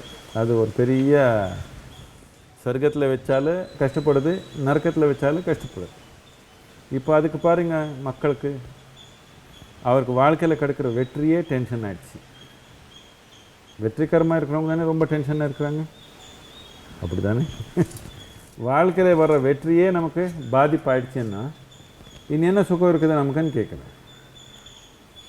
எது வந்தாலும் நமக்கு சுகம் இருக்காது, எல்லாமே வரும் நமக்கு, ஆனால் எது வந்தாலும் சுகம் இருக்காது. இதுதான் நீங்கள் பார்க்குறீங்க மேற்கத்திய நாட்டில் எல்லாமே, இந்த கலாச்சாரத்தில் எல்லாமே இருக்குது, மனிதனுக்கு சுகம் இல்லை. நீங்கள் எதை கற்பனை பண்ணிக்கிறீங்களோ எல்லாமே இருக்குது, ஆனால் சுகமாக இல்லை. என்னத்துக்குன்னா இன்பத்தை தேடுதலில் இருக்கிறான், ஆனந்தத்தை தேடுதலில் இல்லை. அவனு ஆனந்தத்தை தேடுதலில் இருந்தால் தானாகவே உங்கள் புத்திக்கு புரிஞ்சிடும், உள்நோக்கி பார்க்கணும். நீங்கள் இன்பத்தை தேடுதலில் இருக்கிறீங்க. இன்பத்தை தேடுதல்னா இது சரி தப்பு விஷயம் இல்லை, இது ஒரு அடிமைத்தனம், அவ்வளோதான். அடிமையாக இருக்கிறது சரியா தப்பான்னு கேட்டால் அது நீங்கள் பதில் சொல்லிக்கணும், நான் ஒன்றும் சொல்ல மாட்டேன். என்னத்துக்குன்னா என்னால் அடிமையாக ஏதோ ஒன்றுக்கு அடிமையாக இருக்கிறதுன்றது ஒரு அசிங்கமான விஷயம் நான் நினச்சிக்கிறேன். அடிமையாக இருக்கிறதே நல்லதுன்னா இப்போது ஒரு சின்னதுலேருந்து ஆரம்பிக்கலாம். ஒரு காஃபி குடிச்சிக்கிறாங்க, அவருடைய இன்பத்துக்காக அவருக்கு ஏதோ காஃபி குடிக்கணும், குடிச்சிக்கலாம். அப்படி இல்லை, காஃபி குடிக்கலன்னா உயிரே நடக்காது, அடிமைத்தனம் தானே. காலையில் காஃபி குடிக்கலன்னா உயிர் நடக்காது, சாயந்தரம் தண்ணி போடலைன்னா உயிர் நடக்காது, அவருக்கு அடிமைத்தனம் தானே. நான் சொல்கிறது அடிமைத்தனம் வேண்டாம் மனிதனுக்கு. நீங்கள் என்ன பண்ணணும் என்ன பண்ணக்கூடாது நான் சொல்ல மாட்டேன். நீங்கள் ஆனந்தமாக இருக்கணும் தானே நோக்கம். ஆனந்தமாக இருக்கணும்னா ஆனந்தத்துக்கு மூலம் எங்கே இருக்குது, எந்த நோக்கத்தில் போனால் எனக்கு ஆனந்தம் கிடைக்கணும், உங்கள் புத்திசாலித்தனத்தில் யோசிச்சு பாருங்கள். நான் சொன்ன மாதிரியோ இன்னொரு சொன்ன மாதிரியெல்லாம் நீங்கள் கேட்க வேண்டாம். உங்கள் புத்திக்கு அனுசாரமாகவே கொஞ்சம் அப்படி உட்காந்து என் வாழ்க்கை எப்படி இருக்குது, என்ன ஆனந்தமாக இருக்கணும்னா எங்கே தேடணும் நான் கொஞ்சம் கவனித்து பாருங்கள். இது உள்ள உங்கள் புத்தி உள்ளோன்னு சொல்கிறதா இல்லை மாமரத்தில் தேங்கணும்னு சொல்லுதா? கட்டாயமாக உள்ளோன்னு சொல்லுது தானே. இப்போ ஆனந்தமாக இருந்தால் அதுக்கப்புறம் என்ன செய்யணும் அதை பற்றி நீங்கள் ஒன்றுக்கு நினைக்க வேண்டாம். இப்போ நீங்கள் ஆனந்தமாக இருந்தீங்கன்னா உங்கள் திறமைக்கு அனுசாரமாக என்ன தேவையோ அதை செய்வீங்க, இன்னொருத்தர் சொல்ல தேவையில்லை உங்களுக்கு. இப்போ பிரச்சனை என்னென்னா ஆனந்தத்தை தேடுதலில் இருக்கிறீங்க. ஆனந்த தேடுதல் இல்லை, அதை விட்டுட்டு வெறும் இன்பத்தை தேடுதலில் இருக்கிறீங்க. இன்பம் வந்தால் தான் ஆனந்தம்னு நினச்சிக்கிறீங்க. இது அடிமை நோக்கத்தில், அடிமைத்தனத்து நோக்கத்தில் நாம் போயிருக்கிறோம். இல்லை, மனிதனுக்கு சுதந்திரம் வந்து ரொம்ப முக்கியமானது.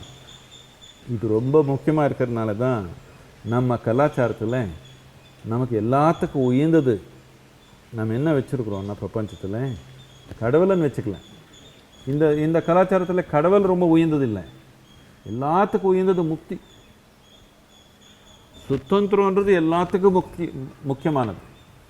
எப்போ நீங்கள் இன்பத்தை அடிமைத்தனத்தில் சிக்கிறீங்களோ அப்போது முக்தி விட்ட மாதிரி தானே. மனிதனுக்கு எல்லாத்துக்கும் உயர்ந்த தன்மை ஏதோ அது முழுகடிச்சிட்டிங்க. நீங்கள் அடிமைத்தனத்தில் எப்போ போயிட்டீங்களோ அப்போ இது தப்பு, இது சரி, இது பண்ணுங்க, இது பண்ண வேண்டாம், இது நான் சொல்லலை, உங்களுக்கு நீதி போதனை சொல்லலை. உங்கள் நன்மைக்கு எது ரொம்ப தேவையானது கொஞ்சம் கவனம் கொடுக்கலாமே. உங்கள் உயிர் மதிப்பான உயிராக இருந்தால் உயிர் தன்மைக்காக டெய்லி கொஞ்சம் கவனம் கொடுக்கணும் தானே. இதுக்கு தான் தியானம்னு சொல்லுவோம். டெய்லி என்னமோ வேலை இருக்குது நமக்கு, நூறு என்னமே இருந்தாலும் கண்ணை மூடி உட்காந்துக்கிறது என்னத்துக்குன்னா உயிர் தேவைக்கு நோக்கமாக நாம் போயிருக்கிறோமா இல்லை அந்த நோக்கம் விட்டுட்டு வேறு எங்கேயோ போகிறோமான்றது டெய்லி கவனிக்கணும் தானே. நாம் பிஸ்னஸ் பண்ணாலே ப்ராஃபிட்டில் போகுதா லாஸில் போகுதான்னு பார்க்குறீங்க தானே. இந்த உயிர் பார்க்க வேண்டாமா, இந்த உயிர் ப்ராஃபிட்டாக போகுதா லாஸாக போகுதான்னு பார்க்க வேண்டாமா, டெய்லி பார்த்துக்கணும். இதுக்கு தான் தியானம்னு சொல்லிக்குவோம். கண்ணு மூடி உட்காந்து உயிர் நோக்கத்தில் போயிருக்குதான் இல்லை வேறு ஏதோ நோக்கத்தில் சமூகத்தில் சிக்கி வேறு ஏதோ நோக்கத்தில் போகுதான்றது நான் டெய்லி கவனிக்கணும். இது ஒன்று வச்சுட்டிங்கன்னா மித்தது எல்லாமே என்ன செய்கிறதுன்னு உங்களுக்கே தெரியும். இந்த குடும்பத்துக்கு மொத்தமாக இது குடும்பத்தில் உள்ள எல்லாத்துக்குமே சொல்கிறீங்க? எல்லாருக்குமே. குடும்பத்தில் அண்ணா குடும்பம் நாம் பண்ணது என்னென்னா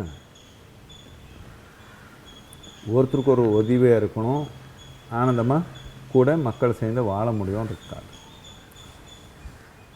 இப்போ பல காரணத்தினால, இது ஏதோ ஒரு காரணத்தினாலன்னு சொல்ல முடியாது, பல காரணத்தினால இப்போது இருக்கிற சூழ்நிலையில், பொருளாதாரத்து காரணத்தினால, கெரியர்ன்ற காரணத்தினால, பிஸ்னஸ்ன்ற காரணத்தினால, பிஸ்னஸ் பரவாயில்ல கொஞ்சம் சேர்த்திக்குவாங்க, கெரியர்ன்ற இருக்கிறவங்க தாய் தந்தை அதிக வச்சுக்க முடியல. என்னதுக்குன்னா அவர் எங்கே கிடச்சா அங்கே போகணும்னு ஆர்வம் இருக்குது.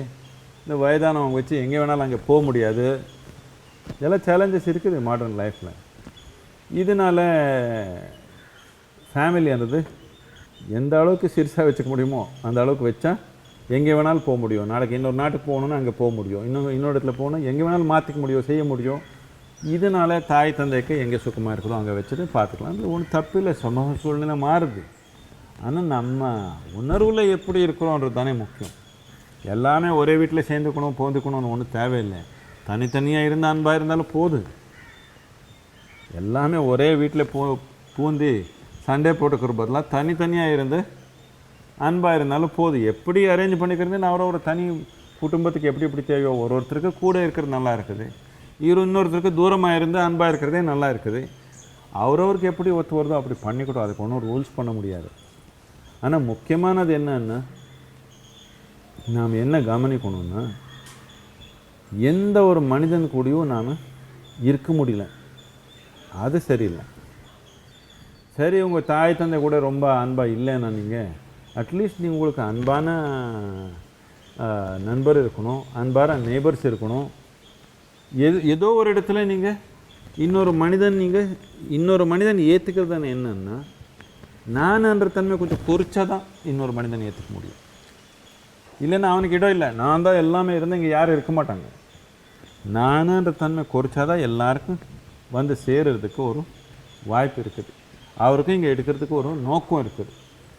இந்த நான்ன்ற தன்மை குறைக்காமல் எல்லாமே நான் தான் நினச்சா யாரும் இங்கே இருக்க மாட்டாங்க. யாரோ அவங்க கூட 2 பேர் சிக்கி போயிருக்காங்க, அவர் இருப்பாங்க, மித்தவங்க யாரும் இருக்க மாட்டாங்க. இது பார்த்துக்கணும். இந்த நானுன்ற தன்மை குறைச்சி யாரே வந்தாலும் நம்ம கூட சுகமாக இருக்க முடியும். அந்த மாதிரி சூழ்நிலை இருந்தால் நம்ம சௌரியத்துக்கு அனுசாரமாக எந்த மாதிரி அரேஞ்ச்மெண்ட் வேணுமோ அந்த மாதிரி அரேஞ்ச்மெண்ட் நம்ம பண்ணிக்கலாம். எல்லோரும் ஒரே மாதிரி அரேஞ்ச்மெண்ட்டு இங்கே பண்ணிக்க முடியாது. அப்படி அவரோட சூழ்நிலைக்கு அனுசாரமாக பண்ணிக்கணும். ஆனால் நாம் எதுக்கு நாம் குடும்பத்தில் இருக்க முடியலன்றது நாம் பார்க்கணும். இது சும்மா சௌரியத்தினாலையா, இல்லை நம்மளால் இருக்க முடியல யார் கூடயும் நம்ம கூட இருக்க முடியலன்னா நாம் பைத்தியத்து நோக்கத்தில் போயிருக்கிறோம்.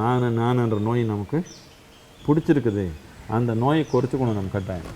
நல்ல ஒரு கணவன் அப்படின்னு சொல்கிறதுக்கு அடையாளமாக நம்ம எப்படி வாழணும்? நல்ல கணவன், நல்ல மனைவி, அப்படி. நல்ல கணவன்னா உங்கள் மனைவி சொன்ன மாதிரி நீங்கள் வாழணும். அப்போ தானே உங்களுக்கு சர்டிஃபிகேட் கிடைக்கும். இல்லைன்னா எப்படி கிடைக்கும்? சர்டிஃபிகேட் வேணுமா உங்களுக்கு?